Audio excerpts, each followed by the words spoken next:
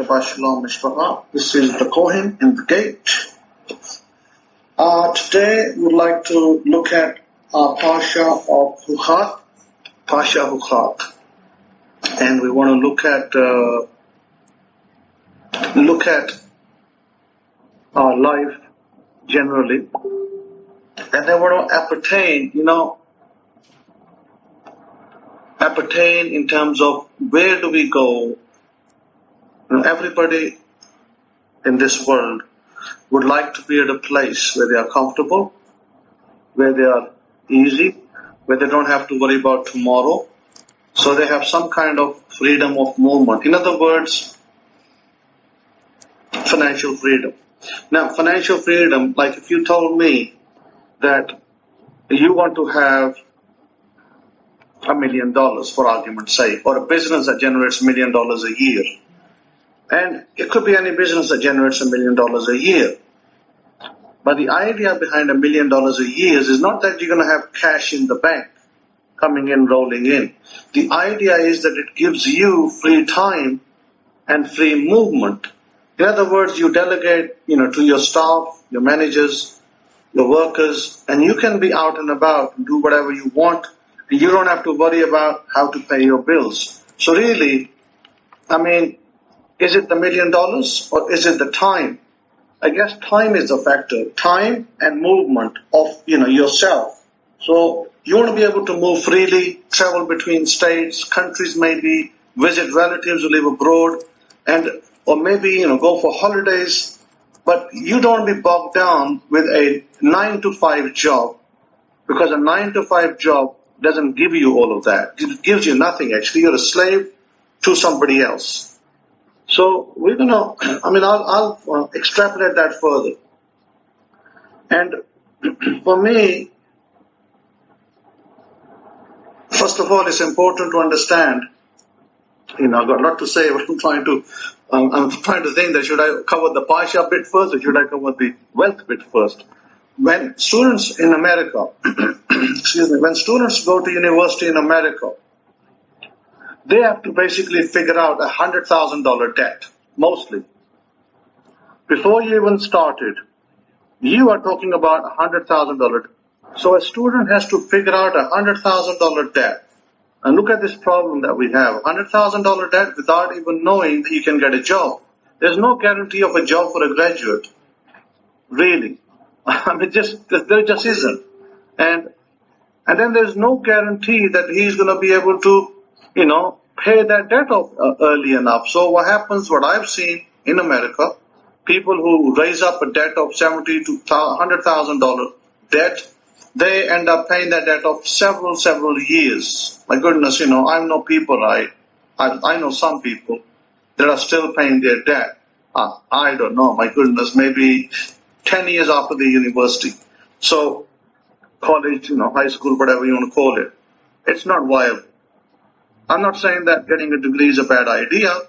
If you're a doctor, if you're an engineer, you may get a higher salary, provided you get that job. But maybe if you're in a special segment of the market, like artificial intelligence and, space technology, things like that, those departments, those degrees may be much more valuable than others. So, in other words, you can make a better salary and you have a much better chance of paying your debt off quicker and not later. But, so there is some benefit to having that kind of education. But by and large, many people can't afford to even get on that ladder to get that type of education. So we'll stop here about the education and we'll continue with the Parsha and we'll come back to this. I'll come back to this, revisit it. And so I wanted to look at the Parsha Huchat. And Parsha Huchat talks about, in the book of Numbers, chapter 19, it says, And Yahweh spoke to Moses, and to Aaron, saying, This is the ordinance of the Torah, which Yahweh has commanded, saying, Speak to the children of Israel, that they bring you a red heifer without spot, wherein there is no blemish, and has never been yoked. Okay, so I'll summarize this chapter. Here, the high priest was told to bring in a heifer, and they were to sacrifice that, or butcher it. And what was to happen, that the the ashes of that red heifer, the high priest would use if he had a severe uncleanness, ritual impurity.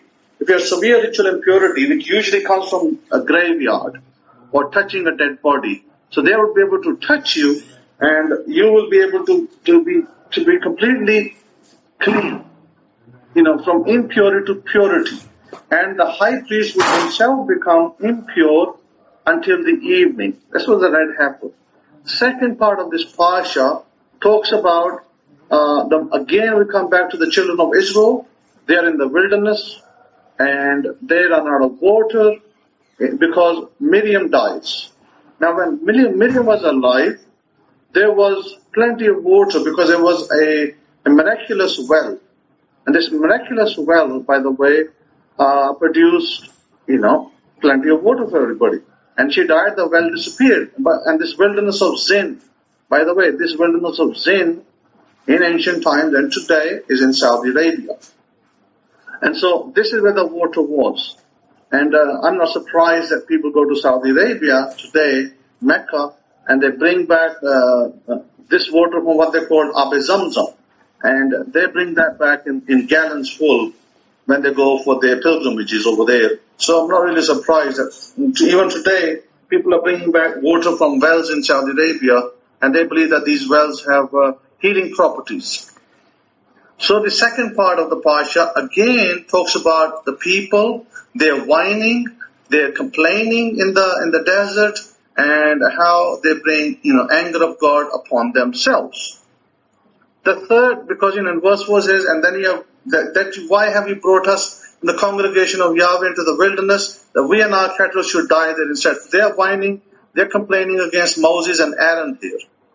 After that, there is this issue, and this is known as the when Israel contended with God at the water of Meribah. Very interesting thing to look at. And after that, we see the next bit of the Parsha is in chapter 21. It speaks about Israel, people of Israel, children of Israel, making a vow to God and saying that, if you will give us this people into my hand, then I will utterly destroy their cities. And God listened to Israel and gave the Canaanite into their hand. Now, we are interested here about the vow and God and man. And I want to explain to you how this affects us today in 2021. These are very important points of the heifer, red heifer. The red heifer, by the way, was a female heifer. So to understand how that works is like this. Because we're going to look at the spiritual side, the symbolic side of the interpretation. How a red heifer, the burning of the red heifer to complete ashes through the high priest's hand can impart cleanliness on somebody and uncleanliness onto him. This is how I understand it in terms of, I'll call it a spiritual or an allegorical interpretation. The way I understand it is like this. If I am from the priesthood and I'm the high priest, and what I do is I take, knowledge that's given to me by God, information, I take it, and I basically use that information, and somebody comes to me, and I give it to them. Now, we're not just talking about information here. We're talking about anointing. We're talking about anointing for success, anointing for freedom, anointing for healing of diseases and other things. This is what we're talking about. So here the Parsha in technicalities is talking about, symbolically, it's not declaring to you everything. There is a literal aspect of it and there's a spiritual aspect to it. And spiritually, if you came to me and you asked me, they said, I'm ill, or you said to me, I am down and out, or, I can't find a job. So what I do is I stand before you, the man or woman, and God, and I petition to God, and the red heifer is simply a symbol. Red heifer is simply a symbol here for power and authority that God has given me, for me to then use that, the ashes basically is the sum total of the heifer. Ashes basically means that, if you take a cow and you bring it to nothing, then it's just a few ashes.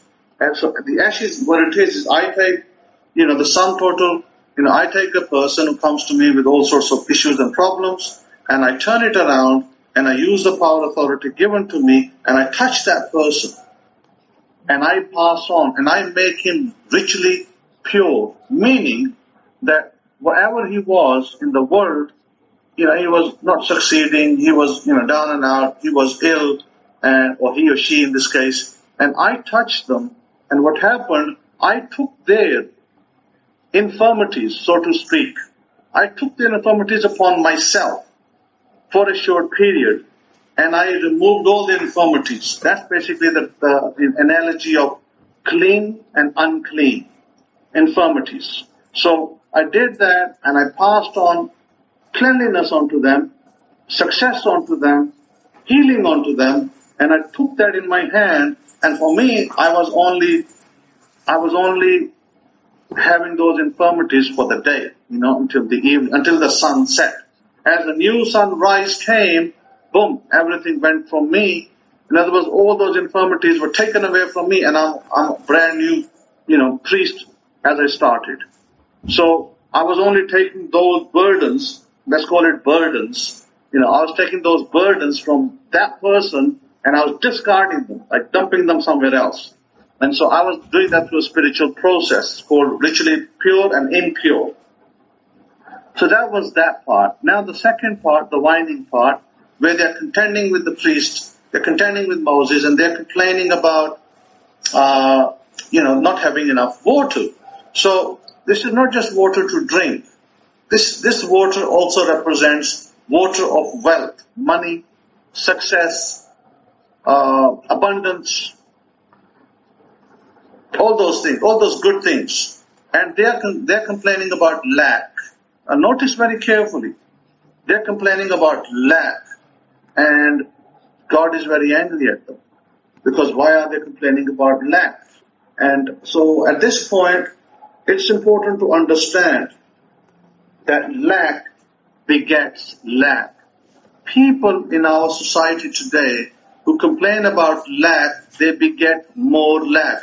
Do you remember I told you the story about my student last week, in which I explained that, he wanted to get a wife, he has no wife, and somebody else who already had 2 wives went and acquired the 3rd wife that he was meant to marry, but he didn't get her because it did not get off his back.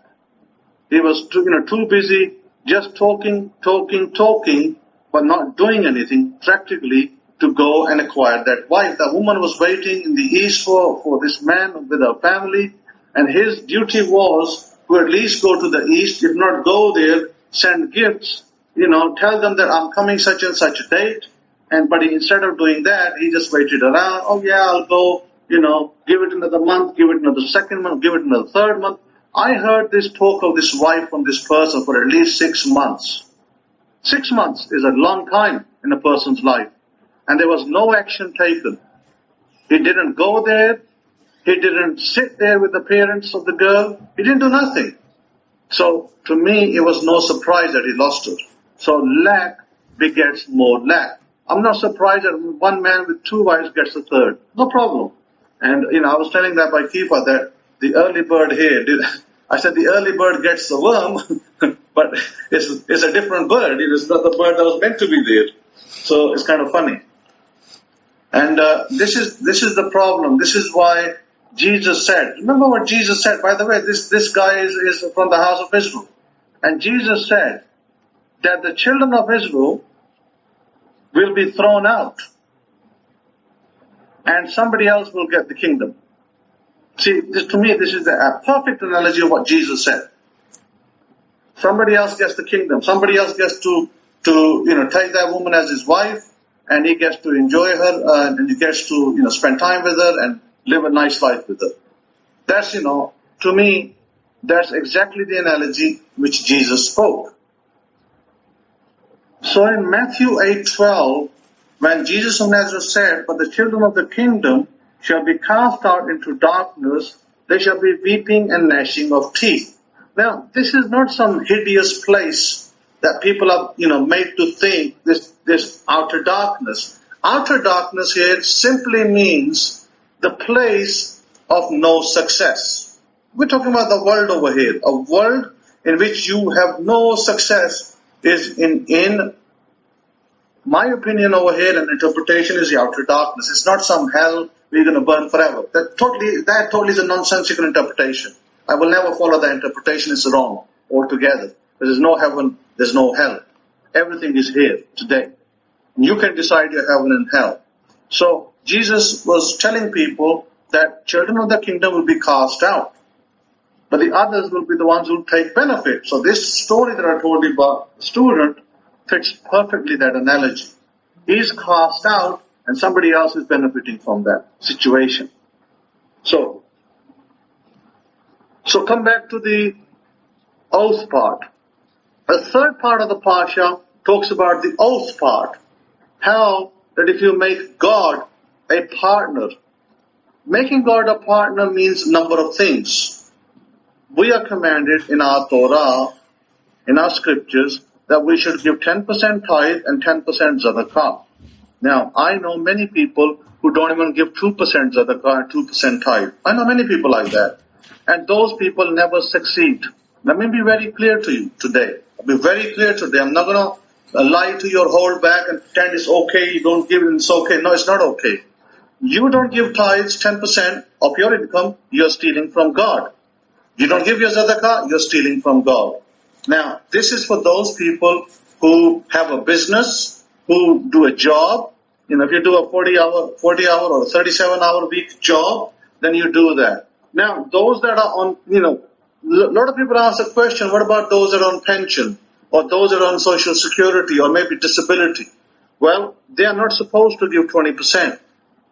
They are not supposed to give even 10%.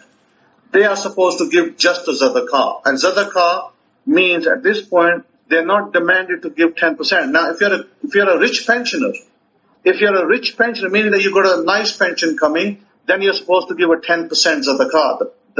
The stipulation is 10% zadaqah for a rich pensioner. A person who gets sufficient income that replaces his income of working should still give 10%.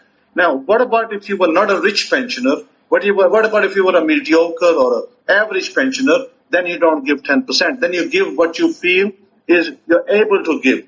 Even if that is only 2%, that is the stipulation of the Torah, by the way, that you only give a small amount of your pension that you feel will not put you in hardship. So, I'll give you a rough example. If your pension is $2,000, for argument's sake, $2,000 a month. This is an argument's sake example. I think $2,000 a month is a sufficiently reasonable pension. You should endeavor to give at least $100 of that into zadaqah, at least $100. That's 5%, by the way. You should. If you don't, you're stealing from God. Why? Because you're not paying the right dues, and you will not get back. In other words, lack. So what you do as a person, you say, I'm not going to give to God because I don't have it. That's lack mindset. When you apply the lack mindset, you lose what you have. You fall into bills, into other things. The roof broke down, the garage had a leak, the car's tire burst, things like that. Things like that will take away your money that you're getting in pension. And $2,000 to me is a good pension. It's not a bad pension. Actually, in the UK, in England, if you were a pensioner today, I believe that the pension around about a week, probably. I know my father is on pension from UK, and I think he gets about roughly £200 a week. £200 is about $250. He gets $1,000 pension. My goodness. Okay, $1,000 pension is my father's pension, and he lives in Pakistan. He lives a nice life over there because he owns his own house and car, so he only has to worry about his bills and food. So he lives a nice life with $1,000. But with $1,000 in England, you will not be living a nice life. And if you were in America, definitely not going to survive with $1,000 is a nice life. Now that is not not a nice pension. So what you do? Let's say you were on $1,000 pension. What do you give back to God? Well, it's very simple. You can choose. You can say, you know what? I'm going to give to God $30 of my pension. Okay? And for $1,000, that is good enough. $30 pension. You're not giving 10%. 10% of 1,000 would be $100. You decided that 10%, no, you're going to give 30. But you say this. You make an oath with God. You make a vow with God. And you say to God, you can say it this way, or you can say it in any other way that you desire. Lord God, the Lord God of Israel, or Lord God of Abraham, Isaac, and Jacob, I make a vow with you. I make a vow with you that I am a pensioner with a poultry pension of $1,000, or whatever the amount you feel is not enough for you. Even if it's $2,000, you feel it's not enough. You say to God, look, I'm on a pension with $2,000. I feel that it is not enough for me. It's not enough in the sense that it doesn't buy me the luxuries I desire. I'm able to make payments on my bills. I'm able to pay for my food, my electricity, energy, but I'm not able to do other things I desire. Like, it doesn't allow me to buy a car. It doesn't allow me to change my home. It doesn't allow me to do many things. $2,000 is not going to allow you to get a new car, which might have a payment of $400 a month. It's not going to allow you to do that. Typically I'm talking about. Unless you own your home outright, then you can do that. If your home was outright paid, then you can afford a $400 a month payment for the car. But if your home was still payments were due, you may not be able to afford a car. So you say to God, I want to make an oath with you. I'm going to make you a partner in my wealth. Now, by the way, this also applies to businesses, and I'll come back to that in a second. So you say to God that I'm going to make an oath with you that if you give me, like if my pension is $2,000 and you double it to $4,000, my income, it doesn't have to come from the government. It could come from any sources. If you double my income to $4,000, then I'm able to do everything nicely, and I will give back to you what is due to you. In other words, if you give me $4,000, I will take 10% and give it to you, even as a pensioner. You make that oath with God. And if God makes the delivery, you make the payment to God. This is how you do it. So, you're not forced to pay. If God doesn't deliver, then you're not forced to pay. But if God delivers, then you must pay, because you cannot steal from God. If you steal from God, you will have to pay in different ways. So I want to give you some example. I want to give you an example of rich people in this country where I am. There are at least 7 property tycoons in this country, and I'm going to speak about one property tycoon only. Okay, that one property tycoon I'm going to speak about is a property tycoon by the name of Malik Riaz. Now, I listened to his story, and by the way, these stories are on the internet, but they are not in the English language. They are in the native language, and the problem is that they are they're very good stories, very inspirational stories, but they're not translated, unfortunately. So you can't, the English world out there can't get to hear them. You get to hear about Jeff Bezos and other people like that because they're in English, but you don't get to hear about these people who also made, nice fortunes in their life. But they didn't all start with a golden spoon in their mouth. So this man, I was reading about him, how he made it, and he started with paint as a painter. He was just painting walls. Then he was putting tars on the roads, helping out put tar. And then he started with having small contracts to sell land. That was his life. And then he, got into a land deal in a society called Barrier Town in Pakistan. And this Barrier Town society, it was said to him that we'll give you 10% of all the land you sell for us. And he started with that. And that was a road to his riches. And he became rich from that. Today he's a billionaire, by the way, Pakistan. This guy is number 2 on the list. And he's a billionaire, he's a great guy. And he ended up, the government fined him in one of the disputed cases he had in the court. It ran for a while. And he ended up with a fine of I think it was, quite a large fine. running into the millions of dollars, hundreds of millions of dollars. So this particular guy, he didn't start his life with a golden spoon. He came from a very average family, but he had a desire to, be successful in society. And the first thing that he did when he went into business, this is how he succeeded. He succeeded by partnering with God. He said, I'm partnering with God, and I'm going to give a certain amount of my wealth to God every month for my salary. And I read about this man, that today this man in this country has food centers throughout the country. And he gives free food to hundreds of thousands of people daily. Free food. Hundreds of thousands of people eat from him. Secondly, basically he started a system of tithing.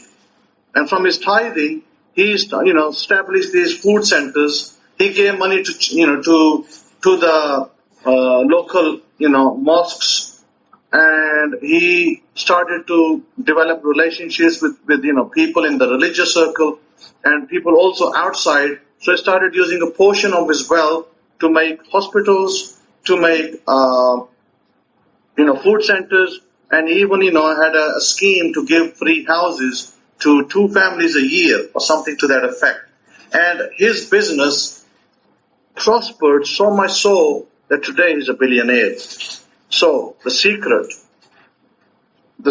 is this, that you partner with God. This is why I said tithing is important. You can't ignore tithing. All rich people know that circulation of wealth in which you benefit others to society is the sure way to riches.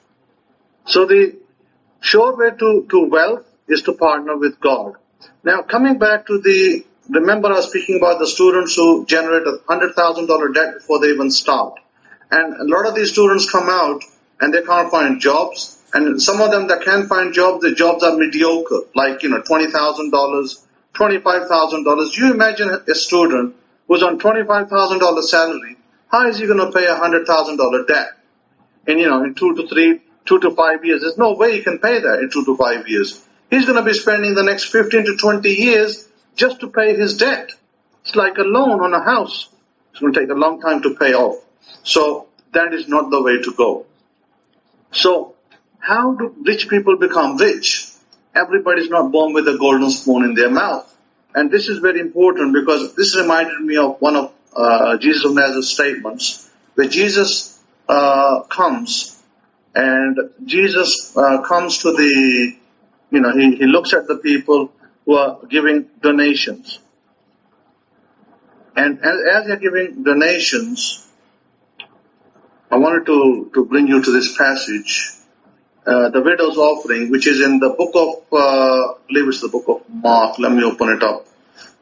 The book of Mark, chapter 12, and if we go to verse 41, it says here that, he sat here opposite the treasury, watching people, the crowd coming in and putting in money into the temple treasury.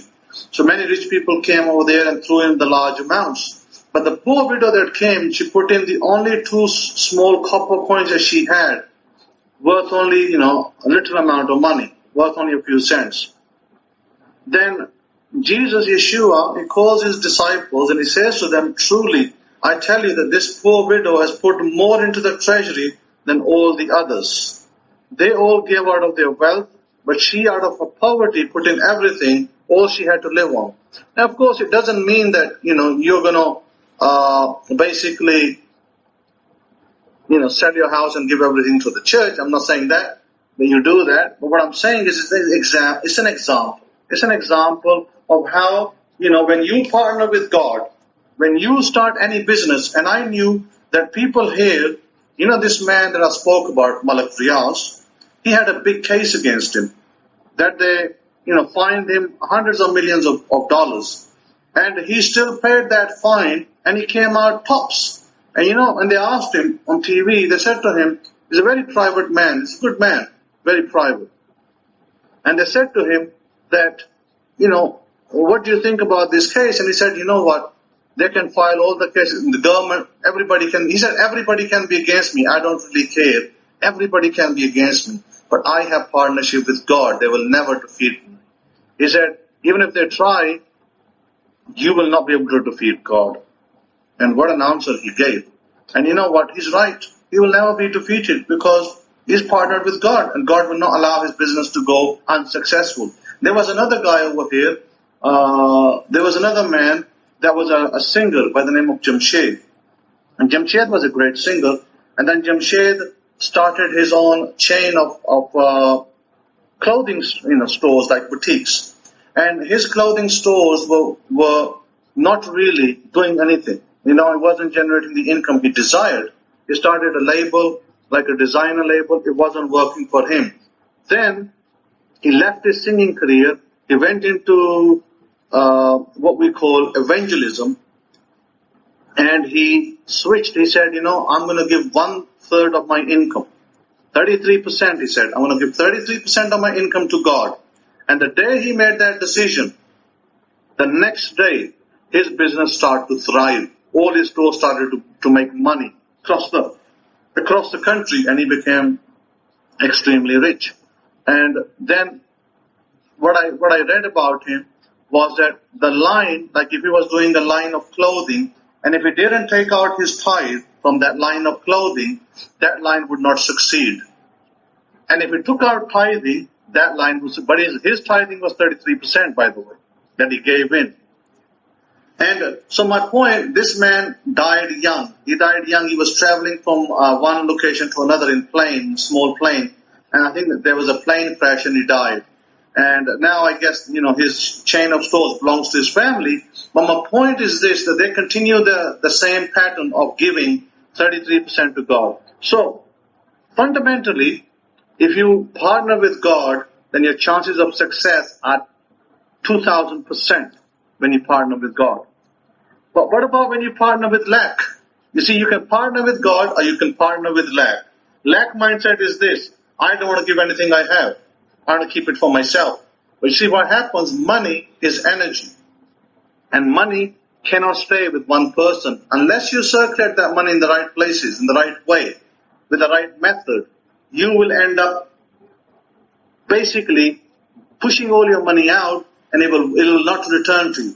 It will not come back. Because part of the problem that I see many people today that call themselves poor or that have difficulty paying bills is that this is the biggest issue. They do not partner with God. They're always complaining and whining, like Israel, at the waters of Meribah, where Israel was whining about not having enough water. Basically, water is wealth. Water is a symbol of wealth. Water is a symbol of knowledge. Water is a symbol of, affluence. And they were whining and complaining of lack. And none of those people entered the land of, milk and honey. By the way, remember that too. Their children did, but they didn't. Because remember we spoke last week about their affirmation? The affirmation was that they will die. They will die in the wilderness. The affirmation was that, they were saying we will die, and they died. Because the affirmation was totally wrong as well. So, what should your affirmation be on such a case as this? I'm going to give you one affirmation that I believe that you should use in order to be successful in such an area as this. Because if you don't, then of course, I'm pretty sure you can make many affirmations, but this is the simplest. And this is the best affirmation that you can come up with because you want to demystify money. So the affirmation is going to be this: money is extremely easy and comes to me from all directions continuously. Money is extremely easy and comes to me from all directions continuously. Because here, now let me come back to the mindset of business. Who are the people who become rich? Now remember I said that they don't have a golden spoon in their mouth. Like, for instance, if you look at Jeff Bezos solved the problem. Jeff Bezos solved the problem for many people who could not have did not have the time to go shopping. Did not have the time in the evening. If you're living in England, even in America, everything shuts down at 6 o'clock. These malls and places like that, 7, 8 o'clock, they're all shut down. They're closed. So people who work late hours, or people who come home at 8 o'clock at night or 9 o'clock from their jobs, getting on trains from cities and traveling back, they can't make it. So what Jeff Bezos did, he solved the problem. For those people who wanted to shop with ease from home or their offices and get deliveries in the office or at the house. So in order to become rich, you must tap into the problem area. If you tap into the problem area, if you solve a problem, not only will you make riches for yourself, but you'll help many of the people in the society. So that's what Jeff Bezos did. He solved a problem for millions of people of doing shopping online instead of going to shops physically with a discounted price, and boom, his business took off and he became a billionaire. Same way, Microsoft, Bill Gates solved the problem. Bill Gates, dropped out of the college and he wanted to make a computer so every home has a computer. So he solved the problem for people, when there was days of word processor, word perfect. I remember these were the days of word perfect that he came, he, made his application Microsoft Word, and he solved the problem for people to have a computer in the home to be able to communicate. And then the Apple founder, Steve Jobs, he also came and solved the problem.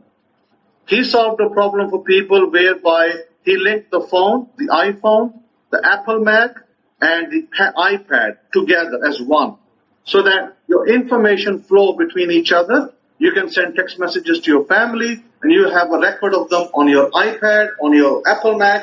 For emails, you can have collaboration. So he also solved a problem for people. And Facebook founder Mark Zuckerberg also solved the problem, is that he made Facebook. You can go get an account on Facebook. You can have a family living 10,000 miles away. And yet you can post your videos, post your pictures, say hi to them, at the whim of a keyboard or a telephone device, and you can be in connection with your family. Imagine the old days of letter writing, when you wrote a letter to your family, and there was no other way of communication, no telephones, no WhatsApp, no messengers, nothing. So Mark Zuckerberg solved that problem of connecting families together across the world. Now you can make friends, you can connect with your family. So by doing that, he also enriched himself. So he solved a problem. So how do you become rich? Very simple. Find a problem and solve it. And in solving the problem, what you're going to find is a majority of the people in the world. Let me explain to you something in a second. Majority of the people in the world, like for instance, let's talk about a cleaner in the street. A cleaner in the street is easily replaceable by another cleaner in the street. He's not solving any problem. He's just brushing the street or using a machine, and whatever he does, somebody else can replace him in a second. He's easily replaceable. But can you easily replace an accountant? The answer is no. Can you easily replace a lawyer? No. Can you easily replace a doctor? No. So those people come into the higher category of salaries because they're not easily replaceable. What about people who solve problems? Like for instance, Elon Musk. What did Elon Musk do? Elon Musk solved the problem. How to get to space.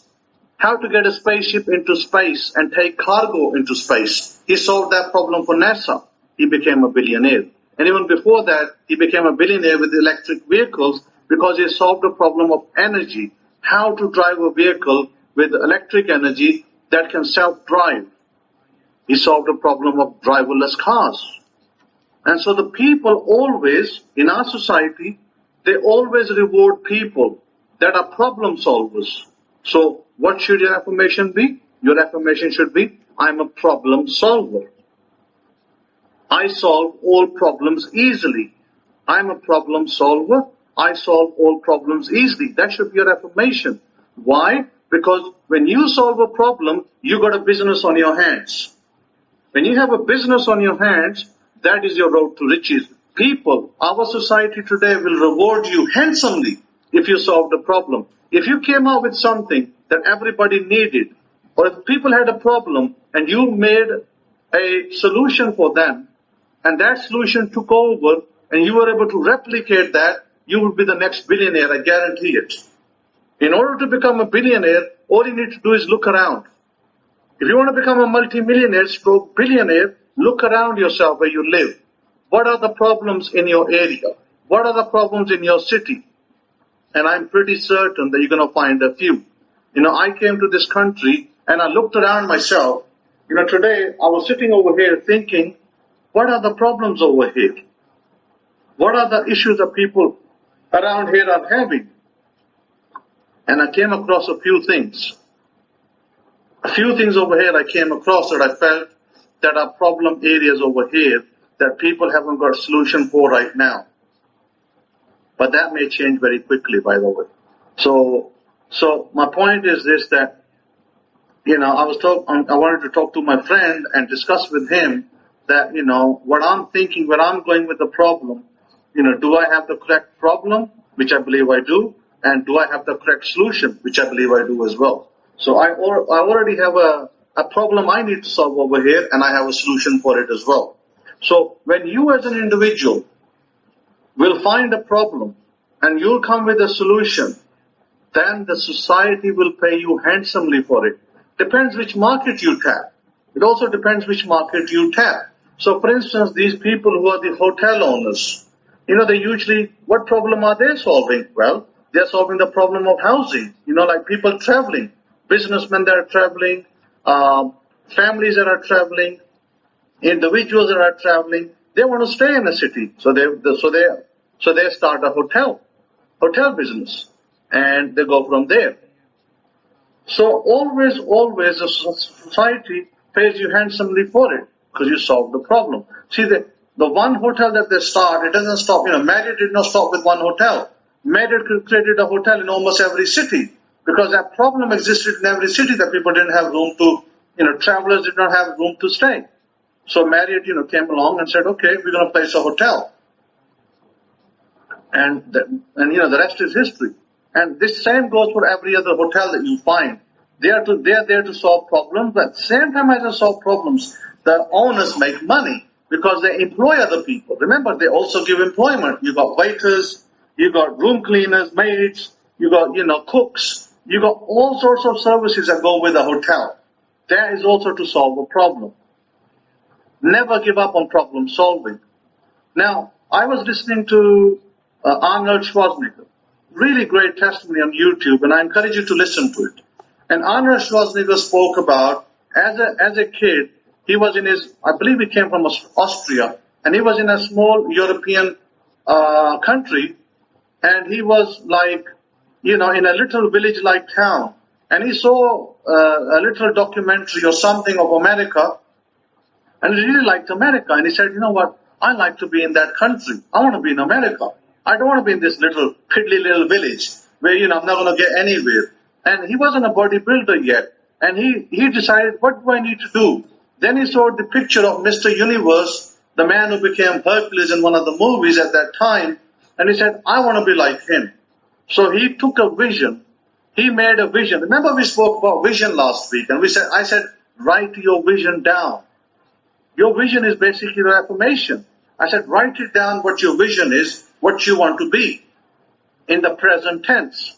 So if you want to be, an astronaut, you write it in the present tense. I am an astronaut. I'm a successful astronaut. That's a vision. If you want to be a bodybuilder, if you want to be a successful bodybuilder, Mr. Universe, you write your vision. I am a successful bodybuilder and Mr. Universe. So this is where Arnold Schwarzenegger started. He started to train. He said, I was pumping iron for 5 hours a day, religiously, working at it, because I knew that I wanted to be because I knew that every iron that I pumped, I was getting one step closer to my vision of becoming Mr. Universe. Then his big shot came. He went to London 5 years later and into the contest, and he became Mr. Universe. After Mr. Universe, he said, I went to America. I wanted to now do films, just like the other man, that, he was his icon, the Mr. Universe and Mr. Hercules. So he went to America and he said there were a lot of naysayers. People telling me, hey, your accent isn't right, you won't make it, they won't make you a hero in movies, etc. So he said he went to the movies and he spoke to the agents And the people, and they laughed at him, and they said, your accent isn't right, nobody's going to accept you. Then he started to have smaller parts in movies, and he started to take lessons to correct his accent, and smaller parts in movies, little parts in theaters. And then from there, he said that one day, a big part came in the Conan the Barbarian. That was his breakthrough movie. And that was top of his breakthrough. It was like top hit for him. And he said that his body build, his body style, his speaking style was what gave him that success in that movie. And he said, the people that said his body is too big, they said to him, you're built like a monster. And he said that I was perfect for the role in Conan the Barbarian. And so the directors took me in that movie. It was a great success. He said the next movie that was my successful movie was a Terminator movie. He came into Terminator 1, and at that point, what gave him success was his accent, because he spoke like this Germanic accent, like a machine, and that's exactly what the directors wanted. They wanted somebody who could speak a little bit like a machine and could fit that role. And they said to him that, Arnold, if we haven't found you, we'd have to create a man like this. We'd have to make one. So they said, we were lucky that we found you. And that movie was, as you know, Terminators were real hit. All the Terminator movies were really, really good hits. And he made great success out of the Terminator. He said all the naysayers, all the losers of the world to one side. He said, I don't care about what they say. I continued in my path. He said, next I wanted to go into politics. He then made a success in politics, becoming the governor of California. My point is very simple, is that in order for you to succeed in life, don't just sit there and whine about it and complain about it, how everybody else is getting rich and you're the only one who has to pay the bills and you're not getting rich. So be a problem solver. Find something that you can do that can solve a problem in society, and you can be handsomely paid back. But even more so than that, partner with God. Remember, we come back to the principle of tithing. Partner with God. If you partner with God, then you will be the next successful man out there. You'll be the next multimillionaire, and you will be the next billionaire. If you work like that. Because problems will come in your life, and you will solve them. Because once God is a partner in your business, if God is your partner in the business, nobody can demolish that business. Nobody can hold you back. You will be the most successful person on this earth. So I encourage you today to think about your life, where you are. Think about our ancestors. Our ancestors that came out of Egypt, they were whiners and complainers. Let's be honest about it. Today, Israel, the Jews in Israel today, they're expecting a Messiah to come with a Kalashnikov in his hands and maybe a bazooka on his shoulder. That's the Messiah they want. They will never get that Messiah. He'll never come. The Messiah that they're asking for. Why? Because their version of the Messiah is not the version of Messiah that God wants to give. Two different versions. So, 2,000 years have passed and that Messiah hasn't come. It wasn't Rabbi Schneerson, and it wasn't the other rabbis that they thought was the Messiah. It wasn't, what's his name, Bar Kokhba. It wasn't Bar Kokhba. It wasn't Schneerson. It definitely wasn't the rabbi in Turkey that, they thought was a Messiah. And maybe several others. So my point is this, that we need to walk away from this idea of the Messiah that's carrying, symbolically speaking, a Kalashnikov and a bazooka on his shoulder. That Messiah is not turning up. This is why Jesus of Nazareth was rejected. Jesus of Nazareth as a Messiah was rejected because he did not have a Kalashnikov on his hands and a bazooka on his shoulders. But if he had, then maybe he was accepted. He would have been accepted, but he wasn't because of that very reason. He didn't want it to go to war. But they wanted a warring Messiah. And that's where we are today. Nothing has changed. So, are you willing to apply the principles? And these principles were spoken about by Jesus of Nazareth as well. He taught his disciples. He taught the people around him. And those that applied the principles, they were to become the next successful people. So I encourage you today to partner yourself. First, find a problem.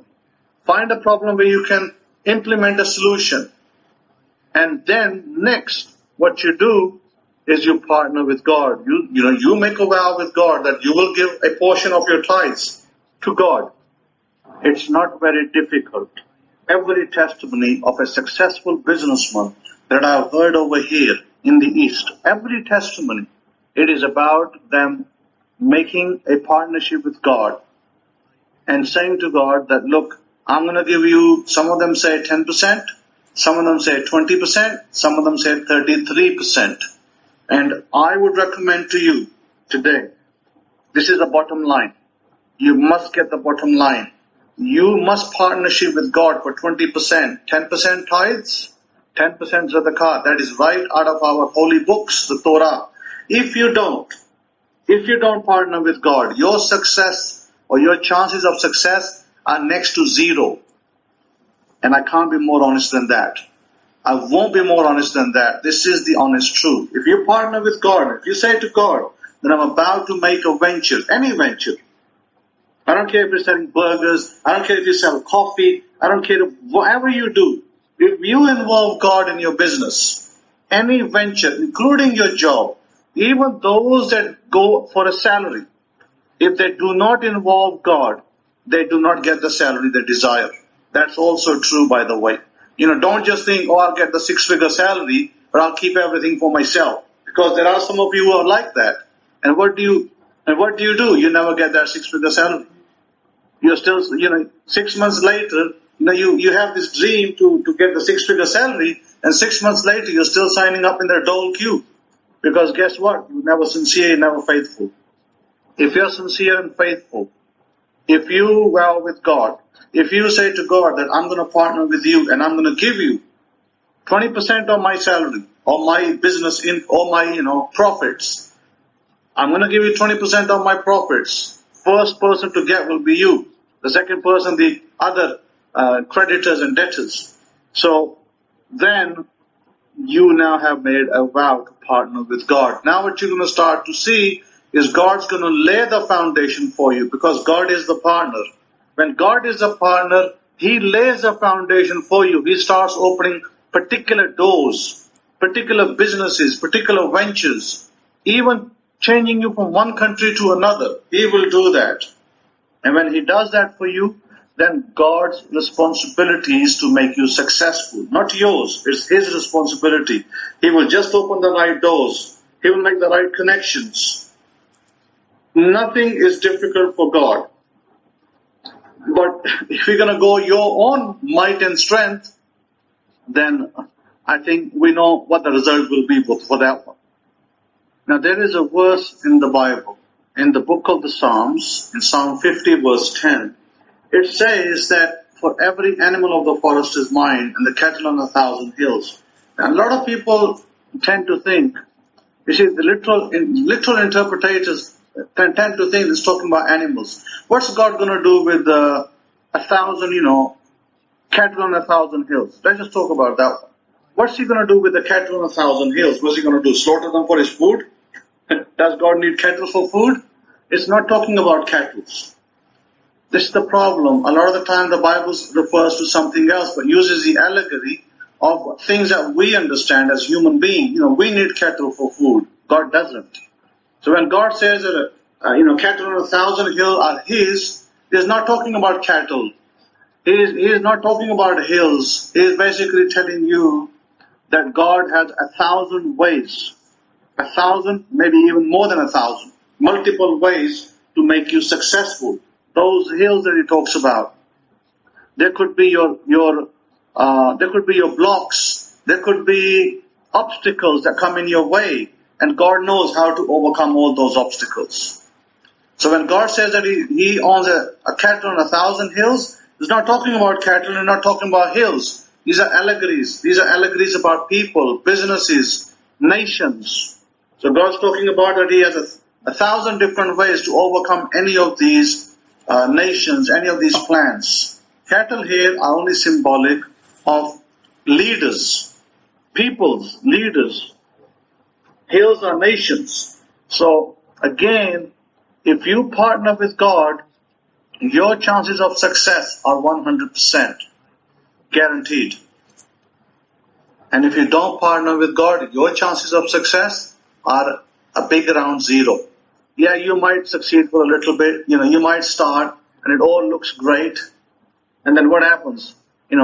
6 months later, everything falls down and everything breaks up and you've got nothing left. That's really what happens. Let me tell you an interesting story about Mike Tyson. You all know who Mike Tyson is. He's a great boxer. In 1990, Mike Tyson's net worth was $685 million. Think about that for a minute. Over $500 million. 1990, okay? Now, Mike Tyson went from $685 million to almost nothing, and then went back up. Now, you know what Mike Tyson's worth now is? $1 million max. Now think about it. Where did all that money go? So, what am I trying to show you over here? When you do not know, when you do not have a relationship with money, it doesn't matter if you get $1 billion. I mean, look, Mike Tyson had $685 million to blow it away. He had no relationship with money. He didn't even know what to do with it. He's buying lions and tigers and this, that, and the other. He's doing all of that. Expensive jewelry, Bengal tigers and who knows what else. Booze and women and whatnot, right?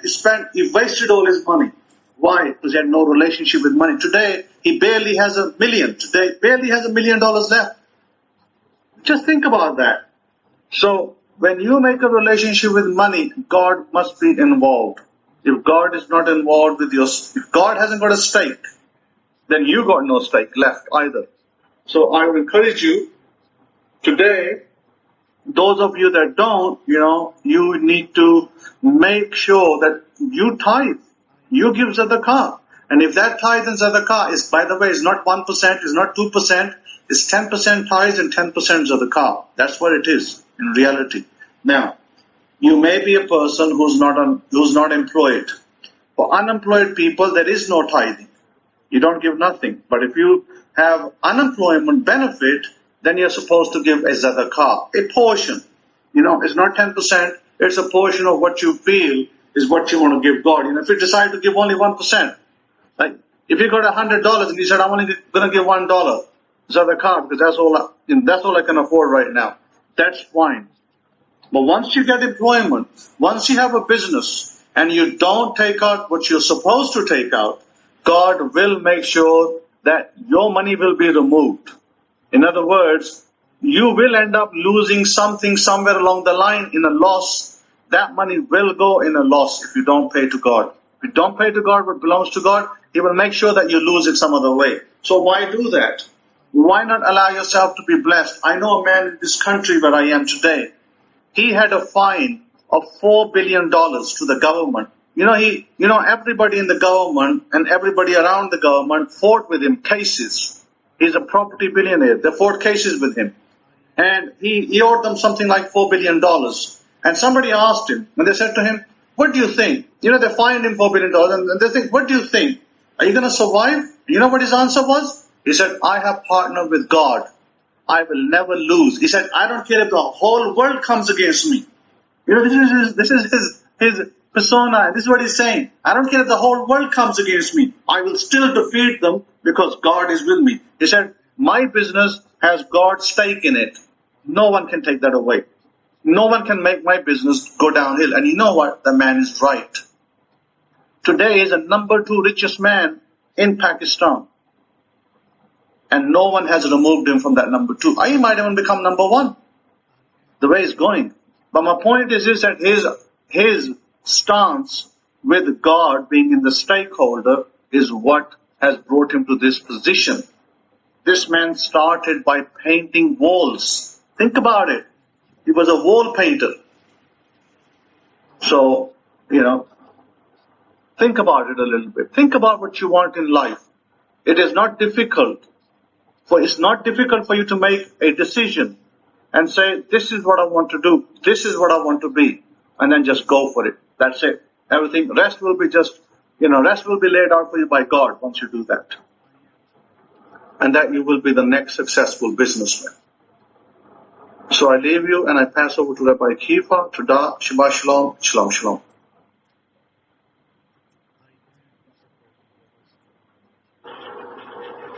Shabbat Shalom, Mishpahah. This is Rabbi Kefa coming in from home base here in San Antonio, Texas, when I do this recording, but I will be in travels.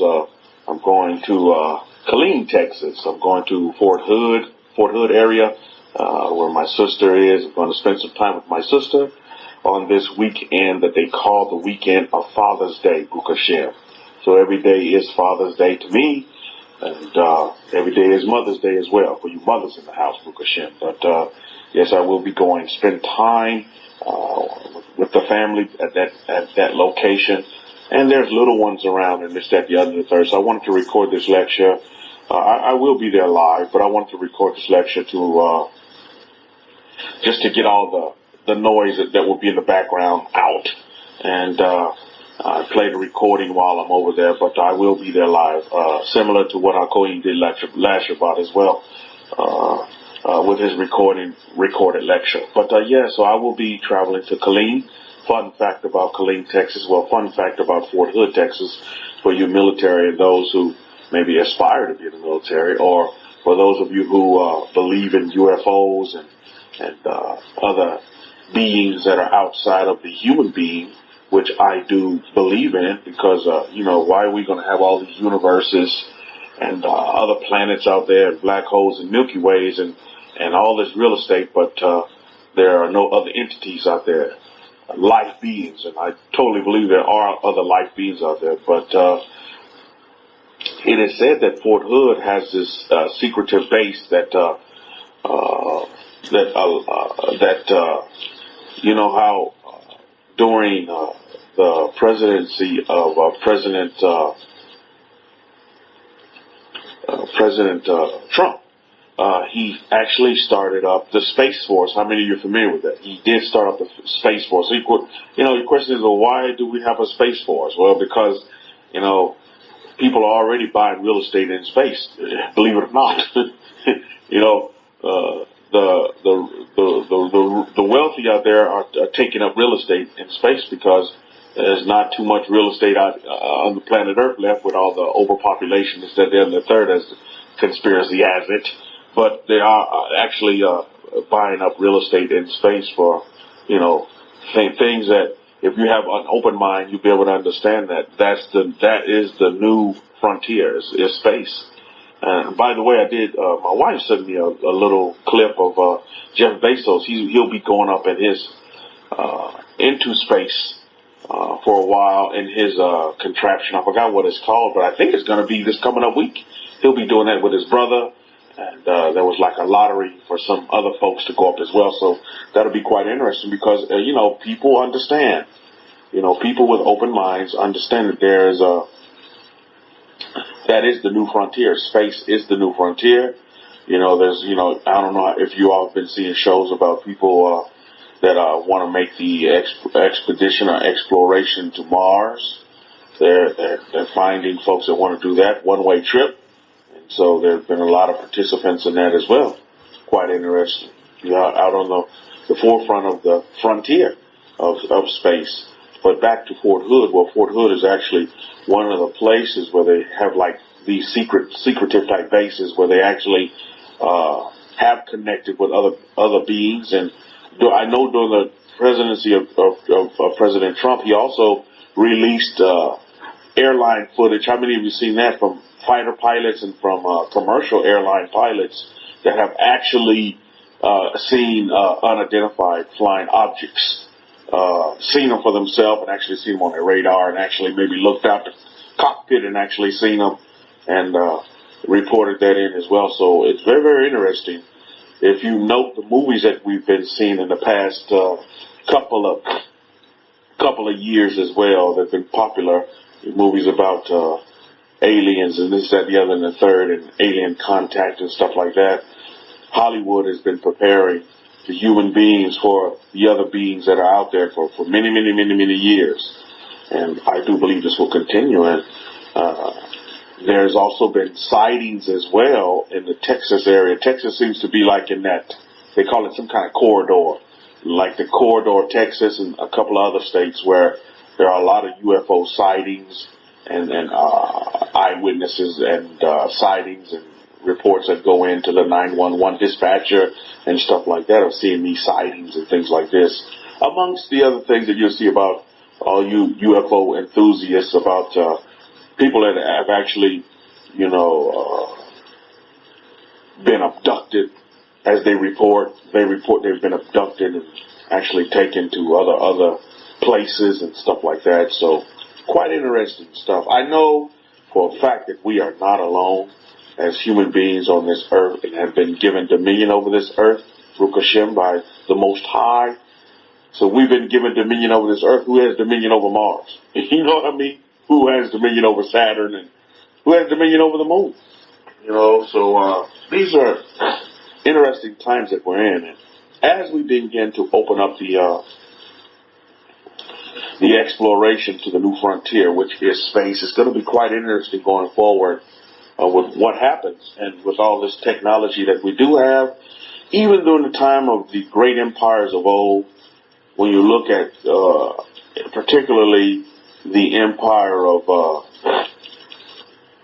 Egypt, you got to understand, and even in their hieroglyphs, their ancient hieroglyphs, they even write or record the fact that they had assistance, they had help, and I do believe that there are beings out there that desire to assist humanity and mankind, so that we don't muck up and just totally mess up things for ourselves with all of this technology.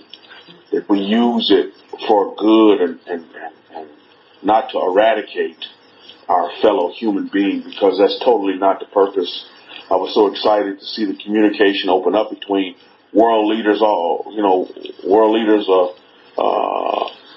with their differences that they do have, and disagreements, and to agree to disagree, and particularly the relationship between President Biden, America, and then President Putin of Russia. And, communication, Ms. Baha, is totally the key to any kind of relationship. You have open communication. As long as the communication is open, it may not be sided for one side or another, but as long as there's open communication, that is very, very, very, very important.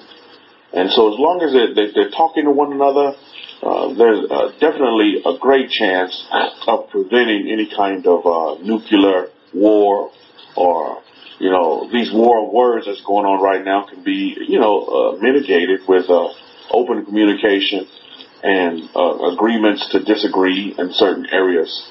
As you all know, world over, we're dealing with a lot of different cultures and a lot of different belief systems and a lot of different traditions that we all, as human beings, have to get on and get along with one another this way. To truly dominate and be dominant and have dominion over this earth, as we've been commanded and we've been given the charge to do so, we must be open-minded in this area as well, to agree to disagree with all of the different belief systems out there and traditions that are out there and all the egos that are out there. And you have to learn as a wise man and a wise woman that we are to handle these situations in a fair and just manner, because we come from the DNA of the El Shaddai, who is definitely fair and definitely just. Fair and just is He, Baruch Hashem. So it's very, very important that we consider that going forward. And so I'll be going to Fort Hood. I'll let you guys know if I see any sightings on the way. It's about a 2-hour trip from San Antonio, but I'll let you guys know if I do see anything, any sightings, anything like that. Quite interesting stuff. But I do believe that we're totally not alone. I don't know how many of you in the room believe that. Put up if you believe we're totally not alone, let me see you put up a capital A for not alone. For alone, actually. So I firmly have this belief. And and there are purported military bases here on this, with a Space Force. And what is Space Force supposed to be doing? Policing space? Well, why do we have to police space? You know what I mean? Well, because other countries as well desire, a space frontier, and understand that space is the new frontier. And they have aspirations. I know China does. I know India does. all of these super nations, they have aspirations to, take on the new frontier as well, and don't want to get left behind. So we look at this parsha. This parsha that we're dealing with is Hukat, and I'll be the first to tell you that I did not stay at a Holiday Inn last night, and also that when it comes to the red heifer, I do not have any knowledge about the red heifer, as I'm not a Kohen, and this is Kohen's business. This is a Kohen's type business situation. So, like I've learned a long time ago, my grandmother told me to mind my business. So I'm going to mind my business, so unlike most out there, I will not speak on a subject matter that I do not understand. And I'll be the first to tell you I do not understand the understandings and the levels of the red heifer, what it really means. That's out of my job description. It's not for me to understand that. So why am I going to try to manufacture understanding about the red heifer when I don't have one? I think that's very, very important. Now, I titled this lecture the Mark of Life. Everybody talk about the mark of the beast, or we're meeting our marks. Marks that we desire for ourselves in our life, in our lives, which I think is very, very important, and it's the root of a human being is to meet your marks. What marks do you have set for yourself? And it's as a student of human nature, it's quite unfortunate that a lot of folks don't have markers for themselves. They haven't set any markers. They don't have a vision board. They don't even have a vision. You look at some folks, and I don't mean that to be chastising or to shame anyone, but as a student of human nature, you sit back and just watch people's actions and their behavior, and you'll say, well, it's like they're running in circles, like they don't even have a clue about what they want to do. They just being herded, and like a flock of sheep herded this way. Okay, I'll go over here. Herd this way, then I'll go there. Everybody else is going over there, so I'll go do that. But they do not have any markers that they set, any marks that they set for them in their life. And that's very unfortunate. Book of Shem, for the Kohen in the gate, that, gives us guidance and direction, not only for the family of Israel, but for all humanity, if they so desire to listen and take heed. All of you, mankind. Was Israel just for Israel, or Israel was for the world? And this is one of the, as you peel away at the layers of our dispersion and of our exile, this is one of the greatest blessings of the exile, if you can see it. The wise will understand.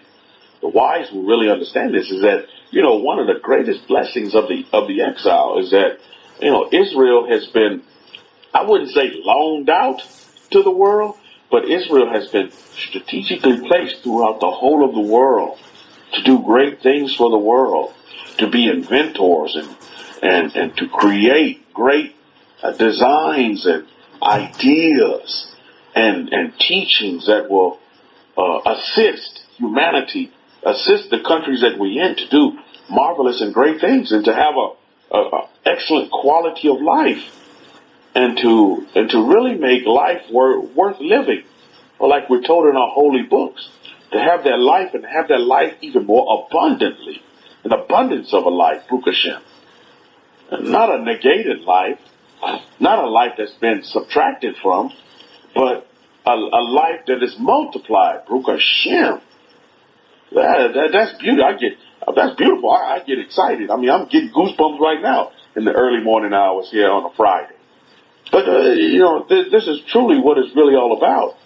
So when I look at this Parsha Hukat, what I want to look at is because what we have in this Parsha as well, besides the breakdown of the red heifer to the Kohanim, we also have the death of two great persons, a matriarch and a patriarch. when we look at Aaron and then we look at Miriam, my goodness, these are superheroes. Superheroes. So when I titled the lecture, The Mark of Life, that the mark, people talk about all the time, oh, we just passing through, you see, we're just passing through. Well, my question is, what will be left behind so that the world knows that we were here on this earth? What will be an identifier?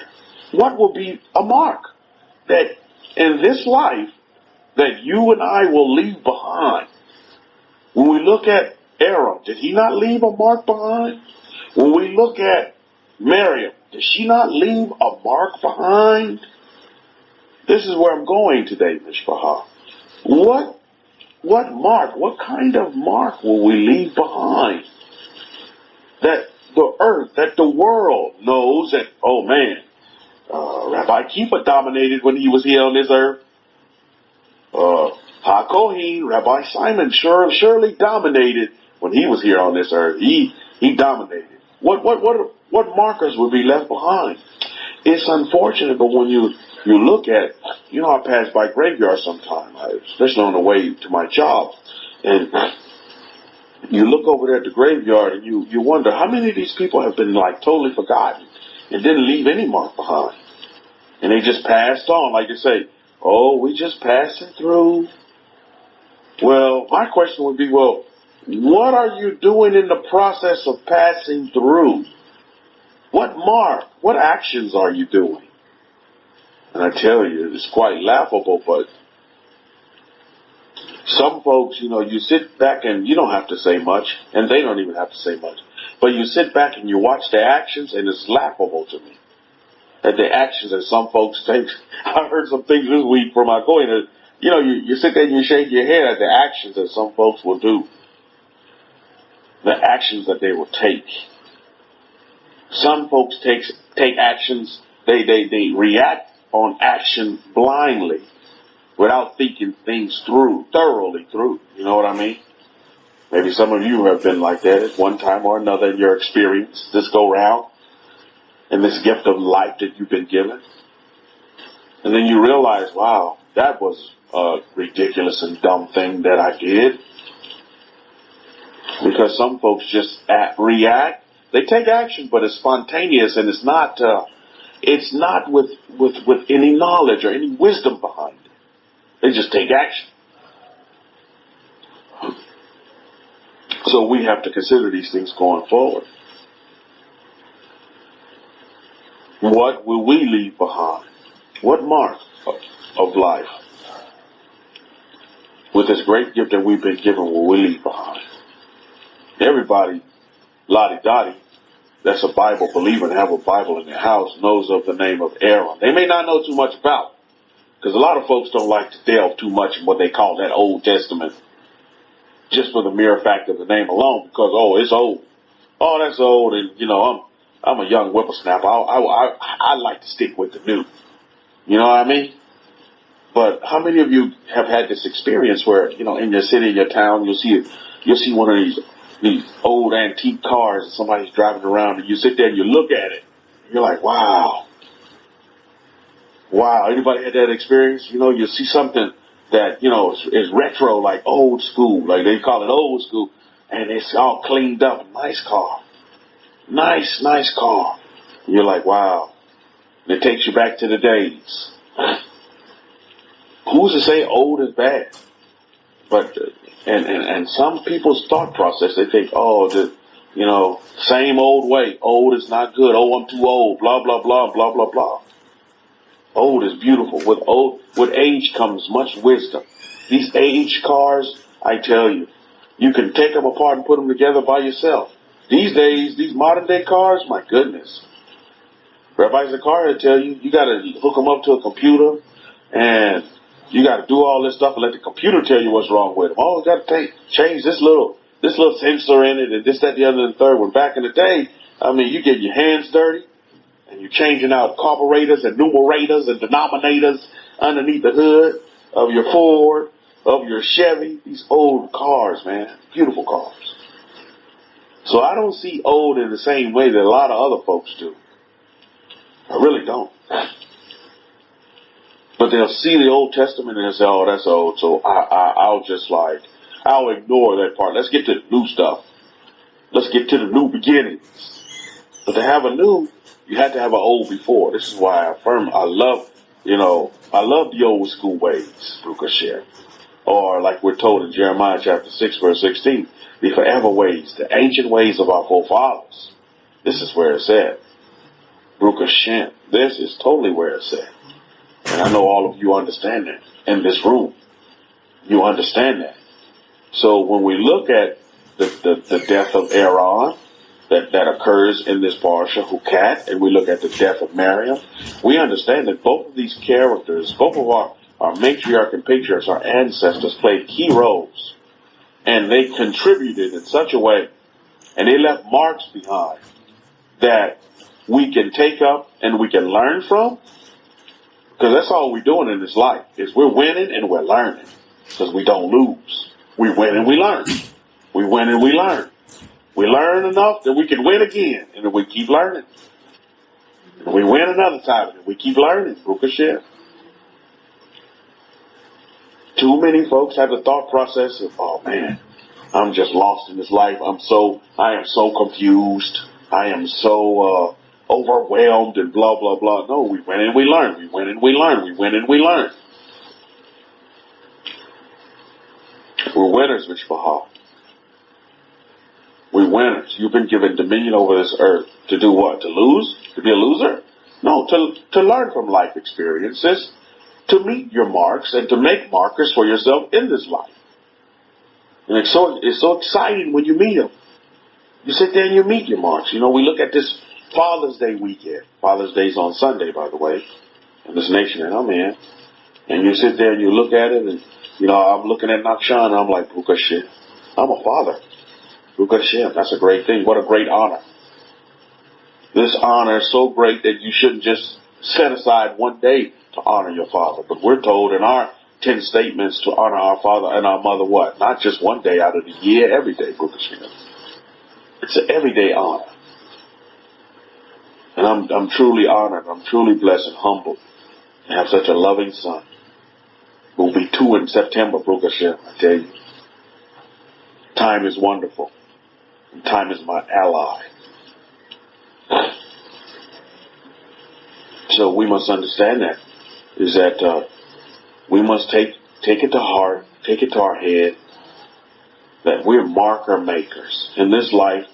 And you have to decide, we all have to decide for ourselves, what kind of marks will we leave in this life? Marks of nothingness? What kind of markers will we leave? I look at my son Nakshan, and I say, hey, I'm going to leave some great markers for you, son, so you can take up the mantle and carry it. I'm gonna, you know, you want to try to prevent anything bad from happening to him, but that's just not reality. When you look at the life of Aaron, did some bad situations happen to Aaron? Oh, indeed. You look at the life of Miriam, did some bad situations happen to Miriam? Oh, indeed. She made some bad decisions, and she dealt with the repercussions of the bad decisions. And the same way with Aaron, bad decisions, and they dealt with. This is what life is all about. Look at this Parsha Hukat. This is definitely what life is all about. You cannot have the good without the bad, and you cannot have the bad without the good. But the thing about it is how you react, how you respond to these situations. What do you do when restitution comes looking for you? Christianity would say, "Oh, just repent and keep moving." No, repent and then look forward to facing restitution because it's coming to a theater near you. How are you going to respond to that? Are you going to respond in a humble way or in an arrogant way? Well, oh my goodness, I don't deserve this. How many of you heard people say that? Oh, I just don't deserve the way I'm being treated. I don't deserve it. And they waste all their energy on that very point, feeling sorry for themselves. Oh, I don't deserve to be treated like that. I just don't deserve it, blah, blah, blah. This is the kind of mentality that you see floating around North America as well, especially amongst the people of color. And it's not a majority of them, but there's still that little percentage of folks running around here wanting to feel sorry for themselves because their ancestors were shipped over here on Atlantic slave trade. And you're like, come on, man, you got to get over that now. I can't say I've never been on a boat because I went out there to Corpus Christi, got on a boat, and we went out in the ocean, Gulf of Mexico. But that was one time, and I think that was, I'm happy with that. I'm happy with that record. That was one time. But you sit here and you look at folks, and it's just the same old thing. It's the same old thing. Oh, it's the same old thing. They waste all their energy feeling sorry for themselves instead of using it to leave a mark on their life. The mark of life for them is just like, oh, I utilize my life, this great gift, to just feel sorry for myself and pity myself because I didn't have the same opportunities. Well, why didn't you have the same opportunities? Oh, this, that, the other, and the third. Making up excuse after excuse after excuse instead of taking action. And just like, you see, humanity looking at the new frontier of space and going out there and challenging it. I mean, I tell you, I have loads of respect for Jeff Bezos, man. He's going to be one of the first ones to go up in it. I think it's the name of his particular craft is Space Odyssey, if I'm not mistaken. I mean, this guy's going to go. Even his brother, because he invited his brother to go with him, and his brother was like, man, I'm surprised you want to be one of the first. You want to be the first one to go up in Space Odyssey in space. And Jeff Bezos, in his interview, he said something, and I'm paraphrasing, but he's like, when you see space, when you're up in space and you see the Earth from that perspective, you have a whole new way of seeing things in life. But how are you going to have a whole new way of seeing things in life if you never get out there and challenge life, and you never get out there and you do things that are not popular or that may be a little bit, quote unquote, dangerous, or what they say, on the wild side? How are you ever going to experience life to its fullest and actually have learning experiences if you never do anything? How are you going to learn something if you're lazy? Can't learn if you're lazy, right? You have to be out and about and going and get what you want. Having marks, having a vision board where you can look at it and say, this is what I desire. This is my next check off on my boxes. When you look at your affirmation and your scripting, oh yeah, this is the next one I want to check off. You give thanks and gratitude for the ones that you have accomplished, and that's your fuel. That's going to fuel you to the next frontier, whatever your frontier is. It may not be space. Your frontier may be a new home for yourself, a business for yourself, creating generational wealth for yourself and your families. And just like Aaron and Miriam, I mean, these guys left and gal left markers not just only for the children of Israel, but for the whole world in their mark of their life, because they teach us many things on many different levels. But number one, how to just behave, like Austin Powers say, behave.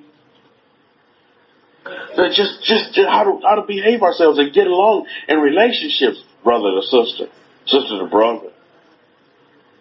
Your relationship with your power, your source, your God, that entity that you look up to.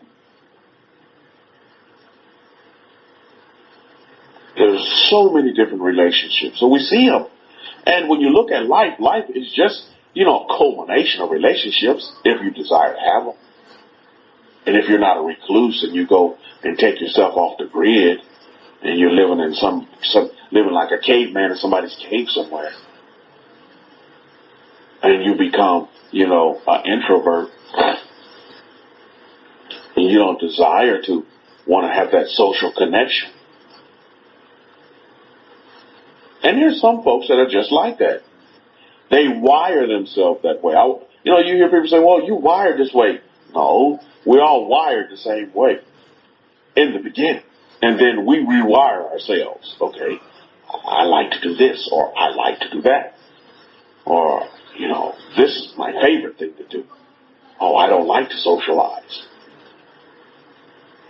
When we're social creatures, but some folks choose, and it's their choice. You say, Rabbi Kefa, you're picking on me. No, I'm not picking on you. We're all unique in our own way, and that's the beauty of human nature, is that humanity is that we're all not the same. That's great. Well, the thing about it is that in a relationship, we have to learn to get along with not being all the same, you see. Not the same language, not the same culture, not the same traditions, but we're all on this planet Earth.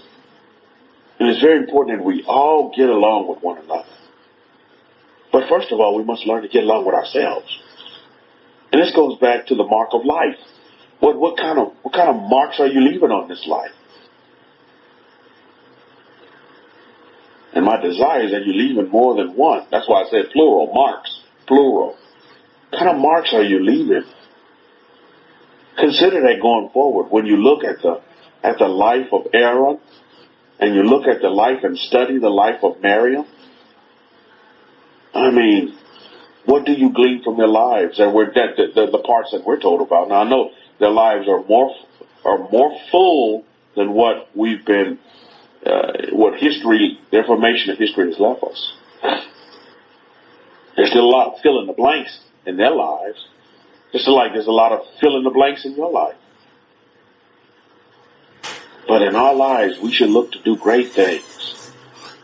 And to do great and marvelous things. To aid and assist our families, but even more importantly, to aid and assist others. In the nations that we're in. It's what, the whole purpose of being a light is one of the examples is basically what I just described in the statement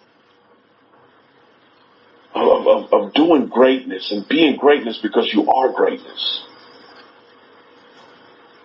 and having compassion for all humanity, even if they Russian.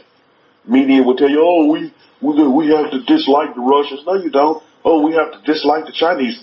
God forbid you don't. My wife is Chinese. You dislike her? My son is Chinese. You dislike him? No, you don't. Some of you are disliking the same people, the same blood that you're mixed with. Go figure. We're all in this together, Mishpachah. When you begin to learn that lesson and understand that you're not a loser, you're actually a winner. You're unstoppable. So don't try to go out here and stop other people. That's not your remit. Your remit is to aid and assist others so that they can meet their marks as well. I always like to question folks. I always do. Because I love to listen to people. I love to listen to people talk. And more importantly, I like to sit back and watch people react and the actions that they do take. Because their actions tell way more than their words will. Their actions tell a lot about them as a human being. What kind of person they are, what kind of character that they have. Well, they'll tell you, oh, I have an awesome character. But then you sit there and you see how they treat the homeless or how they treat their animals, and it's not in a good way. And you say, wait a minute. This is not a good character to have. How they treat their children. How they treat their husband and their wife. You sit back and just watch it.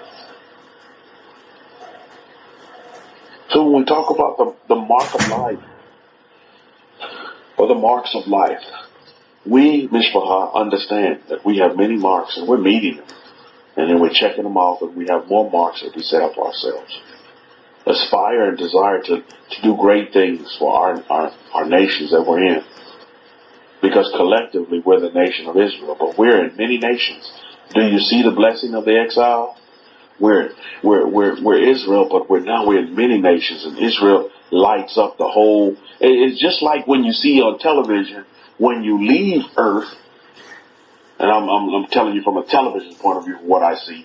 And at night, you know, as the space shuttle goes around, how many of you watch the NASA channel? I like watching that channel. This summer, I'm taking the wife and my son. We going to NASA. My wife wants to go to NASA in Houston. She wants to go to NASA. Oh, I want to go see NASA, honey. I want to go see NASA. She's seen a lot of it on television, but so NASA is historic, man. I tell you, it's beautiful. And I'm super happy that NASA's being resurrected in a way that, that there's a lot of public funds going into it, and people are utilizing the facilities of NASA to, again, promote and expand the frontier of space. Space frontier, Baruch Hashem. So we look at all this and we say, my goodness, you look at Earth from space, from the space shuttle, as the space shuttle goes around, and at night you see the space shuttle going around and it has this camera that's looking at Earth, and you see all these lights lit up. All over the world, it's like lights. You can see them at night from the space shuttle. And it's so beautiful. Because that's Israel. I look at that and I say, wow, that's Israel that has been dispersed, scattered to the four corners of this earth. And that is indeed wonderful. And that is indeed beautiful. Because that's what it's all about. Is that even in all the darkness, and believe me, space is like pitch dark, and super quiet. From the reports that I get from the astronauts, it's like pitch dark and super quiet. And so when you can see light, and you see all the many different colors that you see in the universes, and our solar system, as they call it, Baruch Hashem. The sun is not dark, is it? It's very bright, Baruch Hashem. The moon has its phases, depending on how much light that it receives and absorbs from what? From the sun. Beautiful stuff. You should all have a desire and an affinity for astrology. Contrary to what you've been conditioned to in your learning. Oh, study of the stars and astrology, that's of the devil. Mama said that's of the devil. Well, no, Colonels. No, water boy. Mama was wrong, like Colonel Sanders said. No, water boy. Your mama is wrong. No, you should have an affinity for the stars and for, the space frontier, Baruch Hashem. Me and my wife have it. We both have it. That's something that we have in common, and that's something that we like. You know what I mean? I love looking at the stars. We can look out in our backyard. It's one thing about San Antonio, and I'm not I'm not on the Chamber of Commerce here in San Antonio, but that's one thing about San Antonio. You have some of the clearest skies that you ever want to see. So, my wife, she also wants to go to Alaska because they have the Aurora Borealis. Those lights, northern lights and all that. She likes all that kind of stuff. She's interested in that. And I'm totally with her. I'm like, honey, let's do it. Baruch Hashem. Let's do it. As the world is beginning to open up, I tell you, we're really opening up here in North America now. We're really, really opening up, and things are getting back to normal. And, people are not wearing masks as much anymore. Baruch Hashem, that's good to see. And so people just carrying on and getting on with their lives. And that's wonderful to see. Wonderful to see, because I tell you, there's no plague. There is no disease process that's going to stop humanity from getting on with their life and from meeting their marks and putting a mark on this life. That's my desire for all of you. Aaron did it. Miriam did it. Our matriarchs, our patriarchs, they did it. They put together so many marks that they made a book about them. The book of marks. What is that book called? It's actually called the Bible. That's just a book about people being successful. And we know in success you're going to have your ups and downs. And that's what life is all about.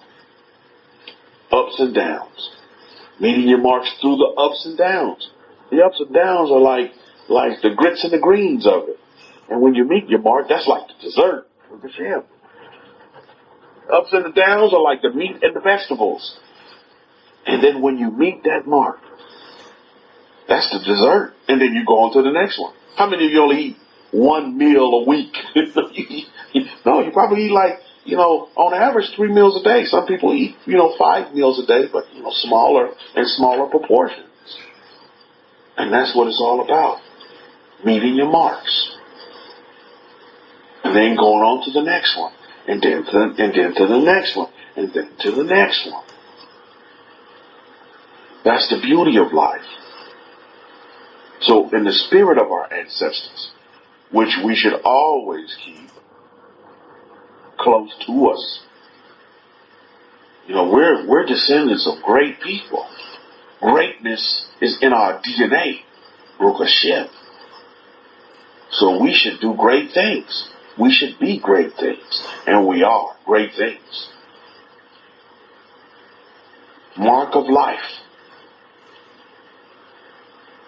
What is your mark of life? Don't let it be said to you, I don't remember him. I don't remember. What did he do? What did he do? What did she do?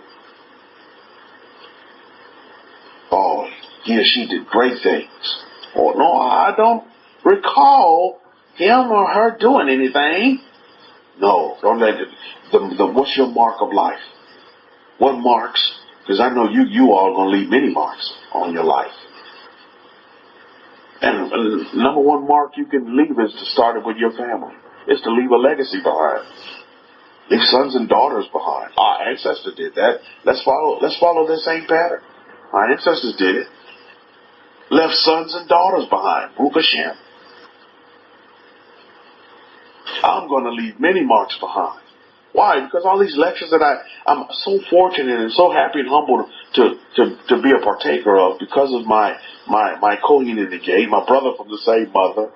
I tell you, I'm so happy and so grateful for, him and for his life because he has given me life through his life. And I'm able to understand it. I understand, oh man, I can meet, I can have more than one mark and I'm going to meet him. And it's a pleasure and a joy. And I'm so happy and humble to be able to go through life and meet marks. And it's beautiful. When you meet your mark, you're like, wow, this is beautiful. A big old piece of cheesecake, dessert. And you go on to the next one and the next one. Are there going to be ups and downs? Absolutely. Are there going to be times where you doubt yourself? Absolutely. Then you become stronger. You say, I'm unstoppable. Are there going to be times where you think the whole world's against you? Are there going to be times where things creep in and say, oh, well, no, there's no way you can do that. Well, why can't I do that when other people have done it? What makes me so different? Where I can't do it because you can. You can do it. But you have to ask yourself this question. What mark am I going to leave in this life for myself? For me. Mark for me. Marks for me, plural. But that's how you roll. And I know, Israel, that's how you roll. You're not just satisfied with one mark. Oh, you have markers. Matter of fact, you may have a whole board as I look at the continents of the whole world, the map of the whole world here on the wall. I mean, my goodness, you have marks all over the place. Boom, boom, boom. You want to do this, you want to do this. And you're going to meet them. It's going to be beautiful. And you have assistance. I'm learning so much about life, especially in the business sense, from the business side. And if you notice this, is that I hear the statement a lot, is that no one goes through life alone. I mean, you cannot do anything worth doing by yourself. It just can't be done. It cannot be done. You have to partner up. That's so very important. And where do you think they learned that particular strategy from? From the very beginning. From the garden. From the Bible. From our book of Marks. I'm not talking about Mark the Apostle. I'm talking about our book of markers, our book of marks. The Bible. Where the Most High, creator of all things, said, He created Adam from the dust of the air and breathed into his nostrils. Then he said, wait a minute. Adam, you can't be alone. You need a helpmeet. Or in today's term, a partner. That's where we learn partnership from the very beginning. And so we should still be making those partners today in every kind of relationship. Business partner, life partner, or friends. They're your partners, and you partner up in many, many, many kind of situations. And that's the beauty of it, Mishpah. Isn't that so beautiful? Is that you don't go at it alone. And if you have that mentality, it's going to be very difficult to really see the road for the trees or to meet your marks, because you got to understand is that you have to establish partnerships in life. And when you get a hold of that, I mean, goodness, you're unstoppable. Because contrary to popular belief, people are here on this earth to help you. And many folks want to help you. Why do you think we have so many mentors? Because they want to assist. They want to give back. People want to do that. Majority of folks do. You don't see a lot of folks run around here like Scrooge and just want to just hoard everything for themselves. Now, there are a percentage of folks like that are out there, but the majority of humanity wants to help and wants to assist. Aaron assisted. Aaron helped. Miriam assisted, and Miriam helped to their capability, to their capacity to want to contribute. Boy, that's a lot of seeds thrown in there, right? To want to be contributors and want to contribute. I did a lecture way back titled Contribution. What's your contribution? What are you putting in? Well, here are my marks, Rabbi. This is what I want to do. Then do it.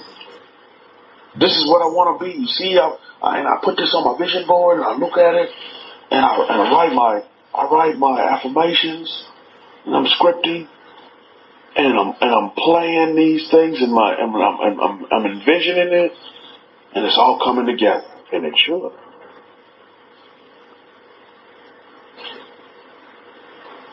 Because that's what life is all about. Your life is all about how you see it. Your life is all about how you be it. Not, well, this is what they said about me. I don't want to hear what they said about me. I really don't care what they said about me. I really don't. Because this is what I be. Creator of all things said, light be, and light was. Just be light. What do you be? And I'm not speaking in box, but literally, what do you be? Well, I never really sat down, Rabbi, and looked at or listed out my marks. Well, Hakohen has been teaching us this for a very long time. This is why we write, sit down and we write. We affirm, we write our affirmations, and we script them down and we write them. Yeah, this is what I be. This is what I be. This is what I be. And you say it long enough, and believe me, this is what you'll be.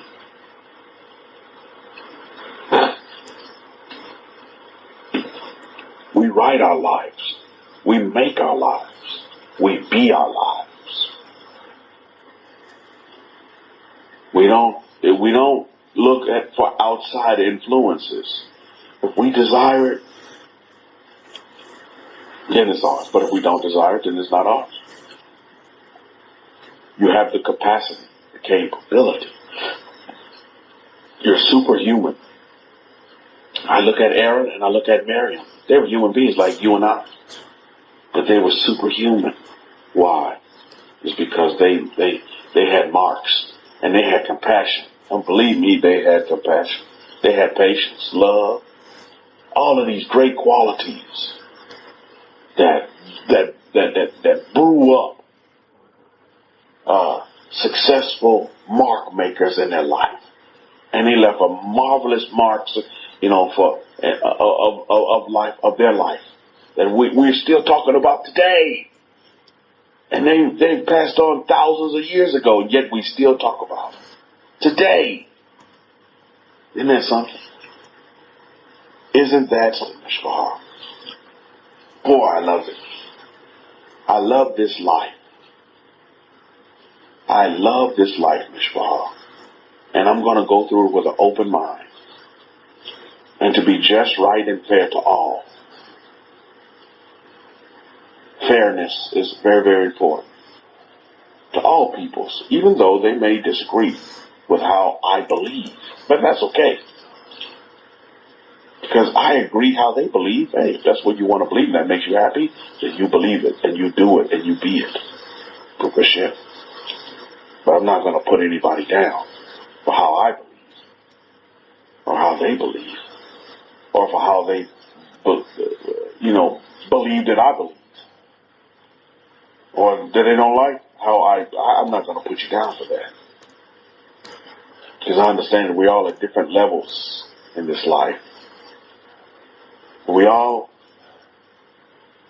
My desire is desire to better ourselves, to make ourselves even better than what we are. Better today than you were yesterday. And that's the ground roots of a very successful person, is to make yourself better than you were yesterday. And you wake up the next day and you say the same thing. A better husband, a better wife, a better co-worker, a better businessman, a better businesswoman, a better friend, a better lover, just all around, a better employee, Baruch Hashem. A better person. And that's what it's all about, Mishpah. So I leave you and I love you on this note, on this Shabbat, with a great legacy that I continue to improve on and continue to teach my family in this life how to have that abundance of a life and not to have a mediocre life, but a life that's flowing with milk and honey. Believe it's real. So on that note, I'll wrap it up for the Shabbat. Hey, and I'd like to say Happy Father's Day to all the fathers out there.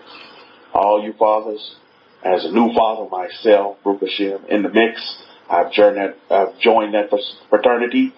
But all you fathers out there, hey, Happy Father's Day to you. Best wishes to you. And understand, with me, every day is Father's Day. Every day we should be honoring our father and our mother. And continue, as the father, to assume your role as the one that's responsible and that's standing up and that's establishing a lifelong, generational peace, love, happiness, joy, and wealth for your family. That's what I leave you and I love you with. So over to you, HaKohen, and we say Shabbat Shalom and Shalom Shalom. Have a great Shabbat and a great 6 days of labor ahead. Rabbi Kefa coming in from Killeen, Texas. Baruch Hashem.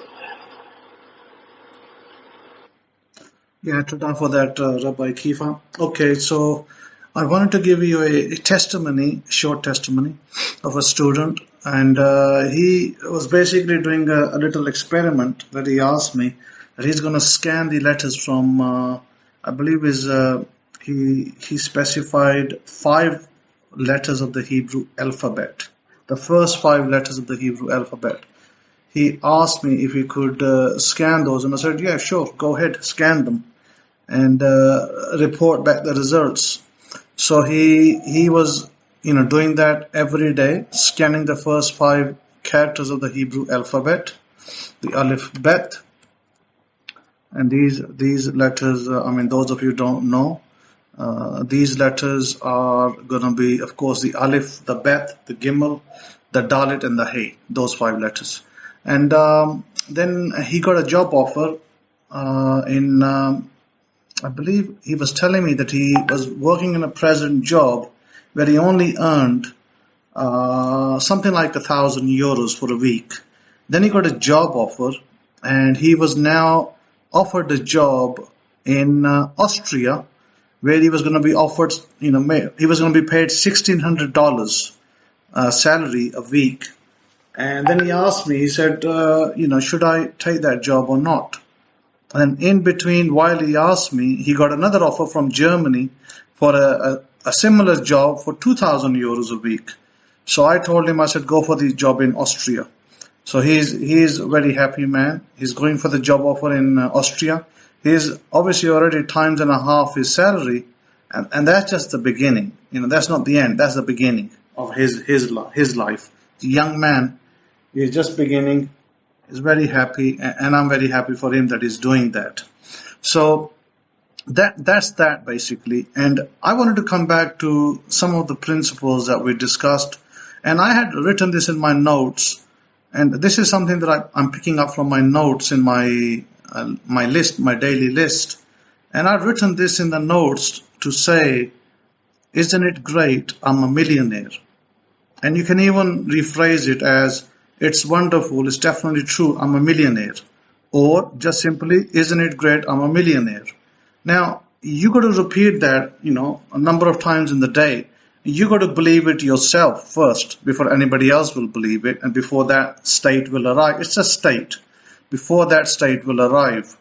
And this is very important, because if you're having difficulty believing that you can be a master of a sum of money, like for instance, if I said to you that you can become a billionaire, but you're having a hard time believing it, you think, well, how am I going to be a billionaire? I'm like 80 years old, and I've never done any business in my life.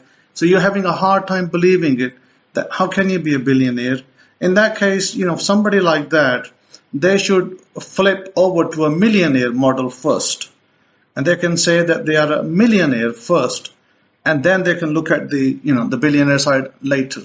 So as you know, some of the people in our society, like Kentucky, the colonel, he started late in life. And I believe he was, either in his late 50s or 60 when he started his business. And he's a very successful businessman today. He's got outlets almost in every country. Kentucky Fried Chicken is everywhere in America and everywhere else in almost all over the country, 120 countries in the world probably. So it's not when you start. 55, Rabbi Kefa saying. It's not when you start. It's how you finish. And it's how you program yourself, and what you believe about yourself is what other people will believe about you. What is the key ingredient in that? I'm going to give you a little, tips on these key ingredients. The key ingredients to believing, this is what the law of assumption or the law of manifestation is. The key assumption is, first of all, you got to really have a desire, a longing that you want to be that person. You can't be doing it half-heartedly. I'm a millionaire, and you like 3 seconds. 3 seconds later you've forgotten it, and 3 weeks later you're thinking how to pay my next bill. You see, you got to come out of that mindset, and so you got to have a longing and a desire, an intense desire. Maybe for some people it may not be such a burning desire, but for some others it might be a burning desire. It depends on you, the individual. Some people, they may need a burning desire. For some, they maybe don't need a burning desire, but just a desire. Believing that they are who they want to be. So you got to imagine yourself that different person every day. You got to imagine yourself that different person that you are. You cannot take it for granted. Because your script says that you are a millionaire.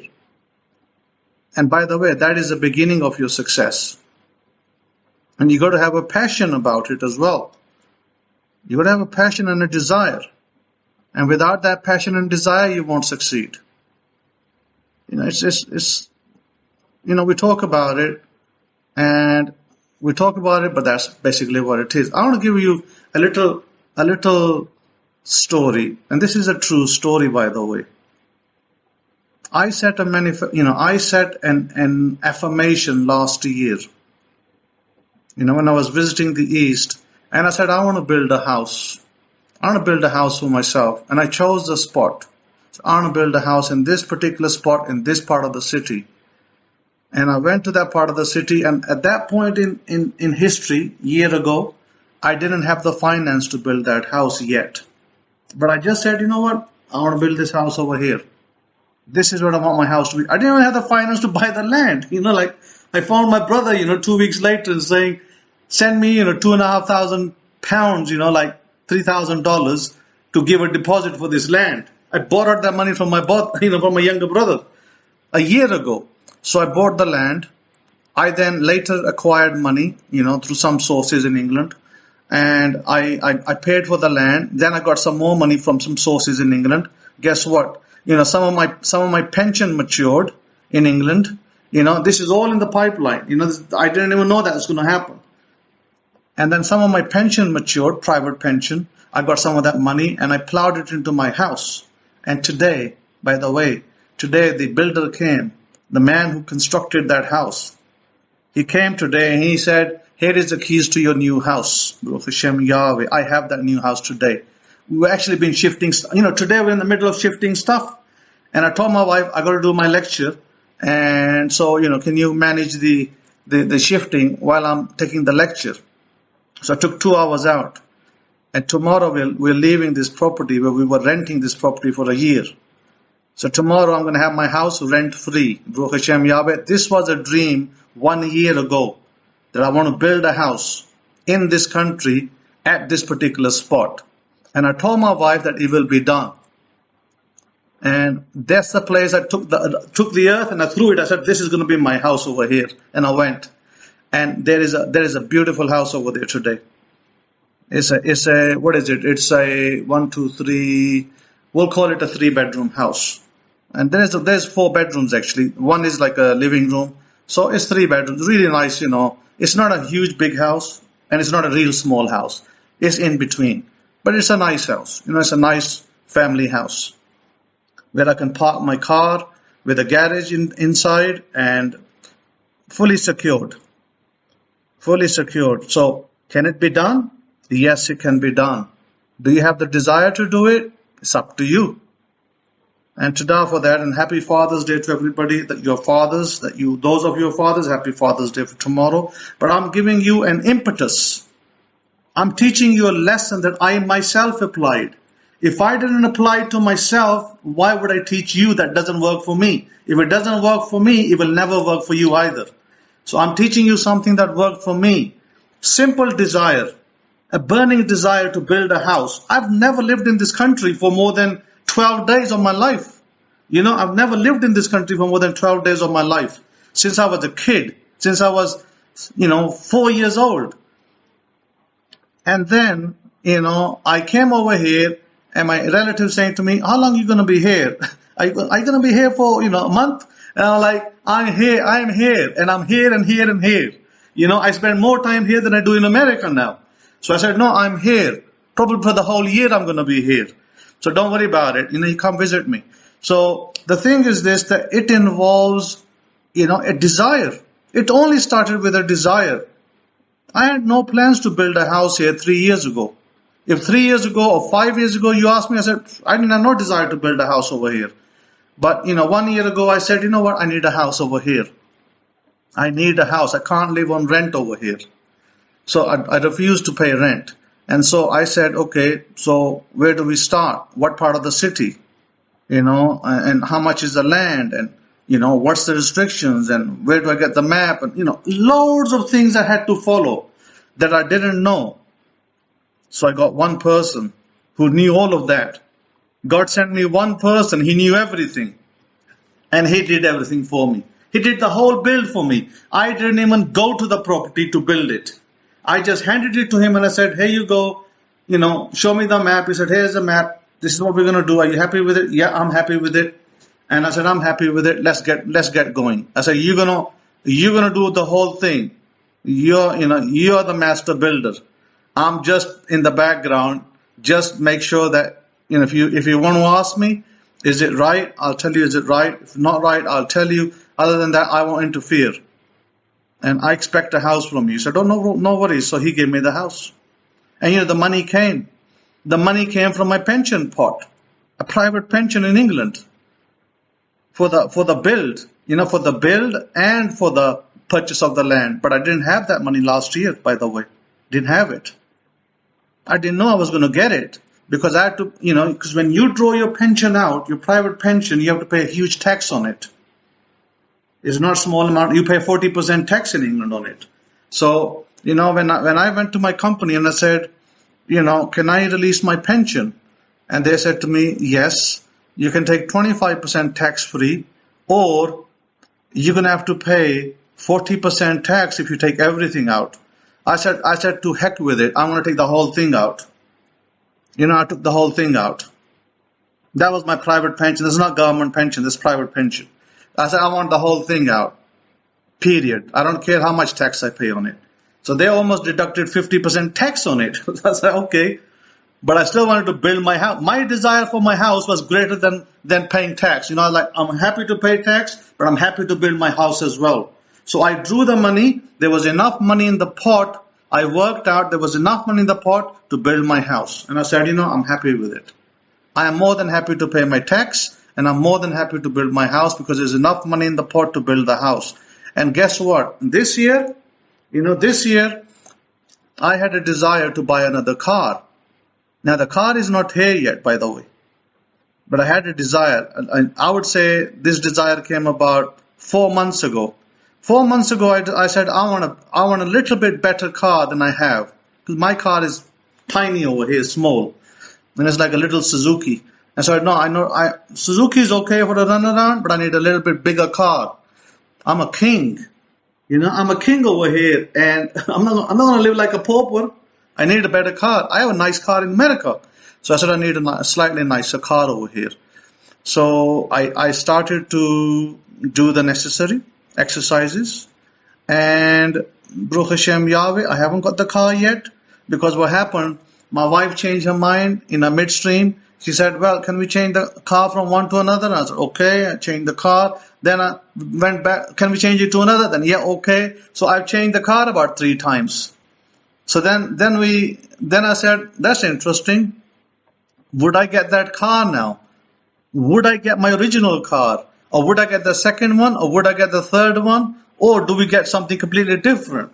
So I had to keep changing from my affirmation. My affirmation for the car model, I had to keep changing it every almost month for the last 4 months. So I finally came to the affirmation, I'm a brand new car.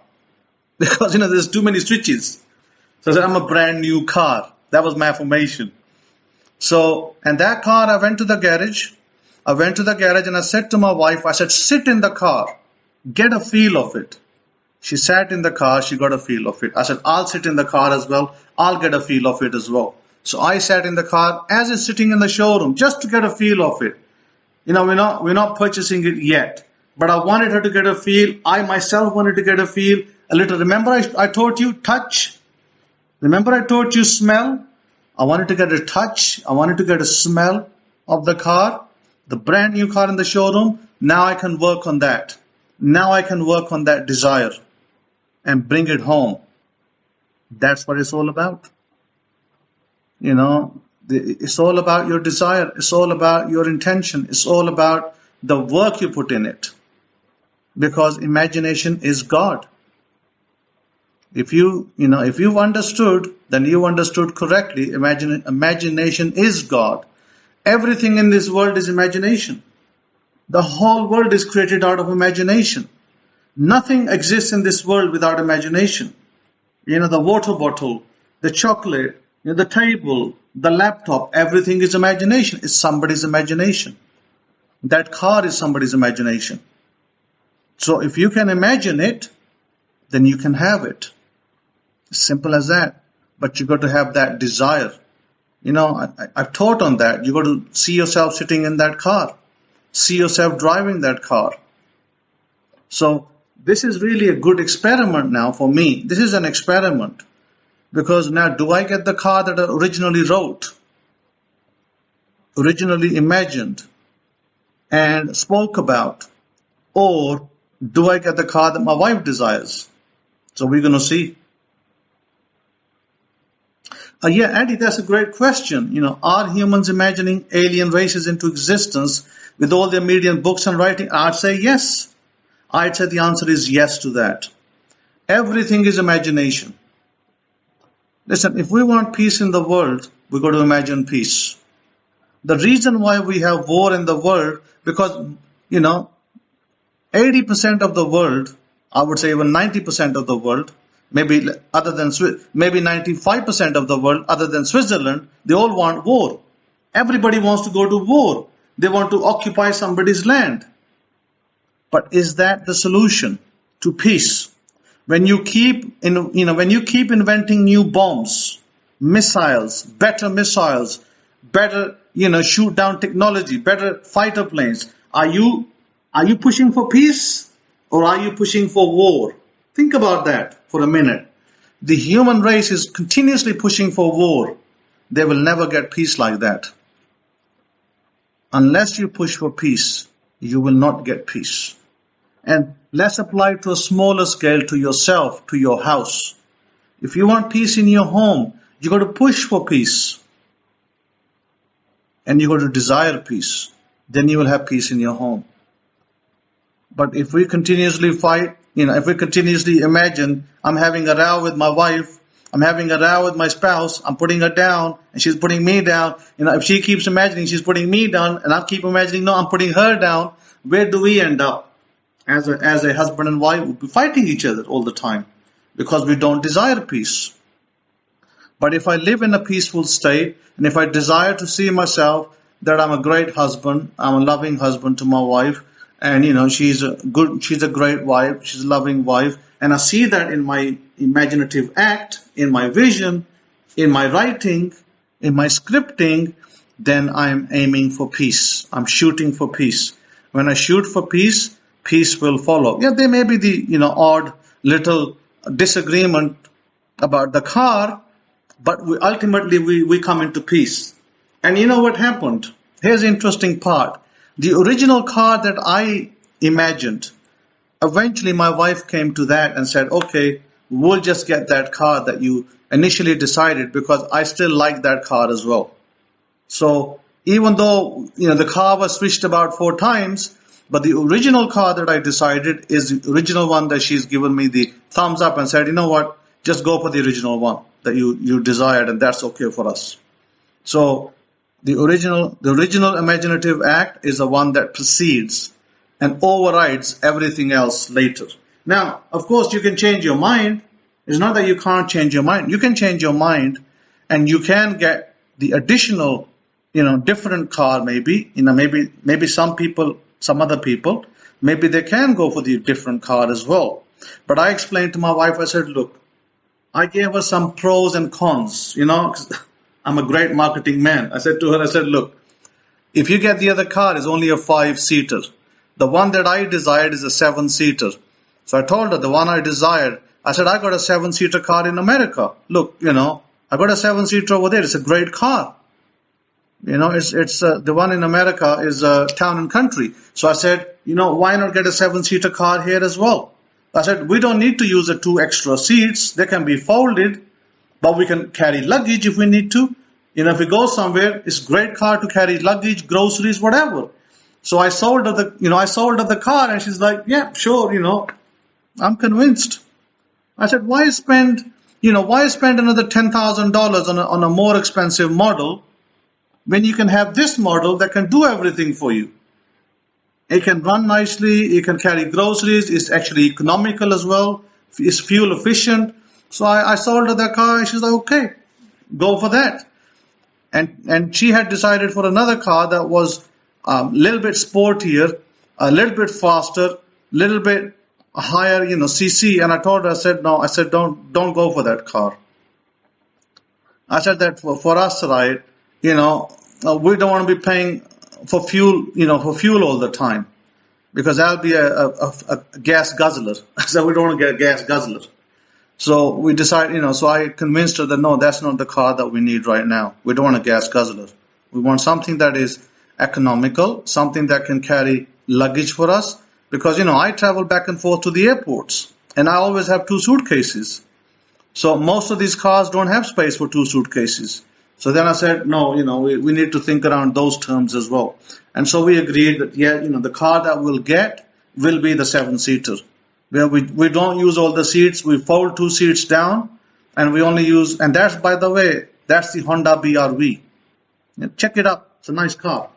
So this is my point. The point is this, that you can get any car you desire, but sometimes you have to find the middle ground. What is right for you and for your family? So the middle ground is usually the best ground to go for. So hence why there are a lot of cars in the market, but my original vision was for that Honda car. And I told her, I said, my original vision was for the Honda, and I think that we need to stick to the original vision. And she agreed with that. So now, my manifestations don't end here. There's a road further down. So my point is this, that I'm giving you 2 major manifestations that are going to come for me this year. House is already here, and the car will be here sooner or later as well. Now, what about the rest? Yeah, the rest will follow through. I have other manifestations in the works, in the pipeline. So, I have people who are coming to me, business people come to me, and they say to me, I'd like to do business, and what do you think about this business, and should I do this business? Is it right for me? I tell them yes, or I tell them no, is it right for them or not, because they don't know the unseen. They don't know the unseen, but I know the unseen. That's a big advantage that I have. So people come to me and take advice, and I give them the advice. Somebody came to me last week and asked me that they wanted to purchase a plot of land. They said, is it right for me? I said, no, it's not right for you. Don't purchase it. It's got problems. Somebody else came to me this week and asked me about purchasing houses. And I said, yes, go ahead, purchase the houses. It's a good deal for you. You will benefit out of it. So, it's everybody gets an answer according to whatever God tells me, I tell them. And they get the answer. So it's very important to understand that you have to, don't be disheartened. Don't think, it's been a year and I haven't got my desire, and where is it? Just continue to be patient. Continue to be faithful. Remember, I spoke last week about loyalty to your desire, loyalty to your faith. Be loyal to your faith. Your faith, your desire, whatever that is, a car, a house, a wife, that is your faith. That's what you need to be loyal to. Even a millionaire, you need to be loyal to that. And if you're loyal to that continuously, then you will get it. And time is immaterial. For some people, it might be a year. For another people, it might be 2. And for somebody else, it might be 3 years. Time is immaterial here. But you still got to continue to believe in it.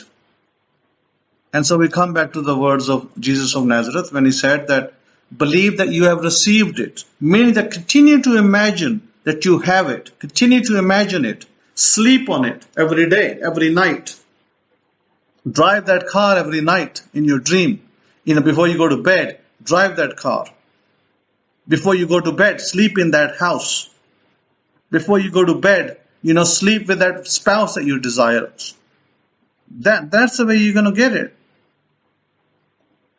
That's the way you're going to make. If you're trying to get married to somebody, or if you're not, if you don't have a husband, you don't have a wife, and you desire to get married, you desire to have a righteous husband, a right ruling husband, then script it. Write the kind of husband you want. What kind of husband you want?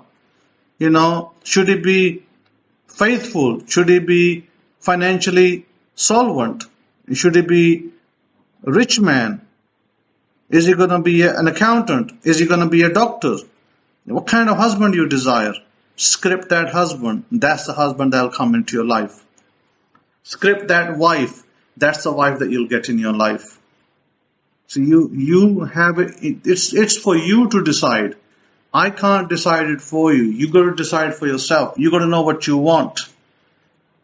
And that's all in the imaginative act. God is imagination. God works through us. God lives in us. He works through us. So whatever we desire from God, we got to allow him to work through us to produce that. This house that I produce is produced through God. I only desired it. I didn't do any work. I didn't even lift a finger to produce that house. But God made it happen. So God still produced it through me. He worked through me to produce that house. But I continue to believe in it. I continue to believe in it, and I continue to see it happening in the present tense, or I would say even in the past tense. I see my things in the past tense. And the past tense is great. You don't say, I want to become a millionaire. You say that you are a millionaire already. You are.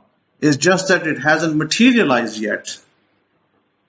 And when it materializes, you'll be very, very happy. Now, doesn't matter how you get that million. Doesn't matter whether you get it from a lottery win, or whether you get it from a business, success, or whether you get it from a job success, or some other way, maybe an inheritance. Many, many ways. God says that, He owns cattle on 1,000 hills. Well, then God can find 1,000 ways to make it happen. 1,000 ways to make it happen. So never give up. Never, never, never, ever give up. Always persevere. You will find your successes. If you want to be a great businessman, continue to believe in that. Continue to pursue it. Read up about it. Read books on it. If you want to be a great businessman, read books on it. If you want to be a great stock market trader, read books on it. Study it. Study other traders. Look at the stocks. Continue to believe in it. Continue to see that you're a millionaire stock trader. You continue to live in that. Every night, you sleep, you see that you're a millionaire stock trader. You're making great stock trades. Then you go in the morning, you wake up, you go and you study on it. You study great stock traders in the past, and maybe in the present. And then you as you're learning about stocks and other stuff, then one day your break will come. One day you may only invest a small amount of money, and it may go in the right direction because you've been imagining it all this time. It may get invested in the right direction, in the right stock, and it starts to maybe multiply many times over. And your $200 investment may become $10,000. Before you know it becomes 50. Before you know it becomes 100,000. And from 100,000 it goes to $1 million. You made your millionaire. You made yourself a millionaire because you believed in it, because you did the work. You got to do the work as well of studying about it, reading it, scripting it, believing it, dreaming. Dream big. Dream about it. Dream big. Don't dream small. Dream big. And you will get your dreams. So, Rabbi Kefa, do you want me to give you the mic? Do you have anything to say to these, the family over here? Okay, I don't know if Rabbi Kefa is online. Maybe it's gone offline. Okay, any questions today on the lecture? No questions. Okay, well, that's great. I'm going to close the room, and I'm going to say Todah and Shabbat Shalom and Shalom Shalom to you. If you wish to support our work, you can go to www.forever-israel.com or www.Abrahamic-Faith.info, and there is a donate now icon for PayPal, and you can send in a donation of your choice from that particular address. You can also use Cash App, and you can use PayPal directly, and you can send a donation to Shimon63, SHIMOUN63 at yahoo.com, or you can send a donation to $SIMALT with the Cash App. We greatly appreciate your support in this endeavor for us to spread the truth and the correct way for people to better their lives and to serve the God of Israel in their lives. Thank you, and may you be blessed forever. Amen. Amen.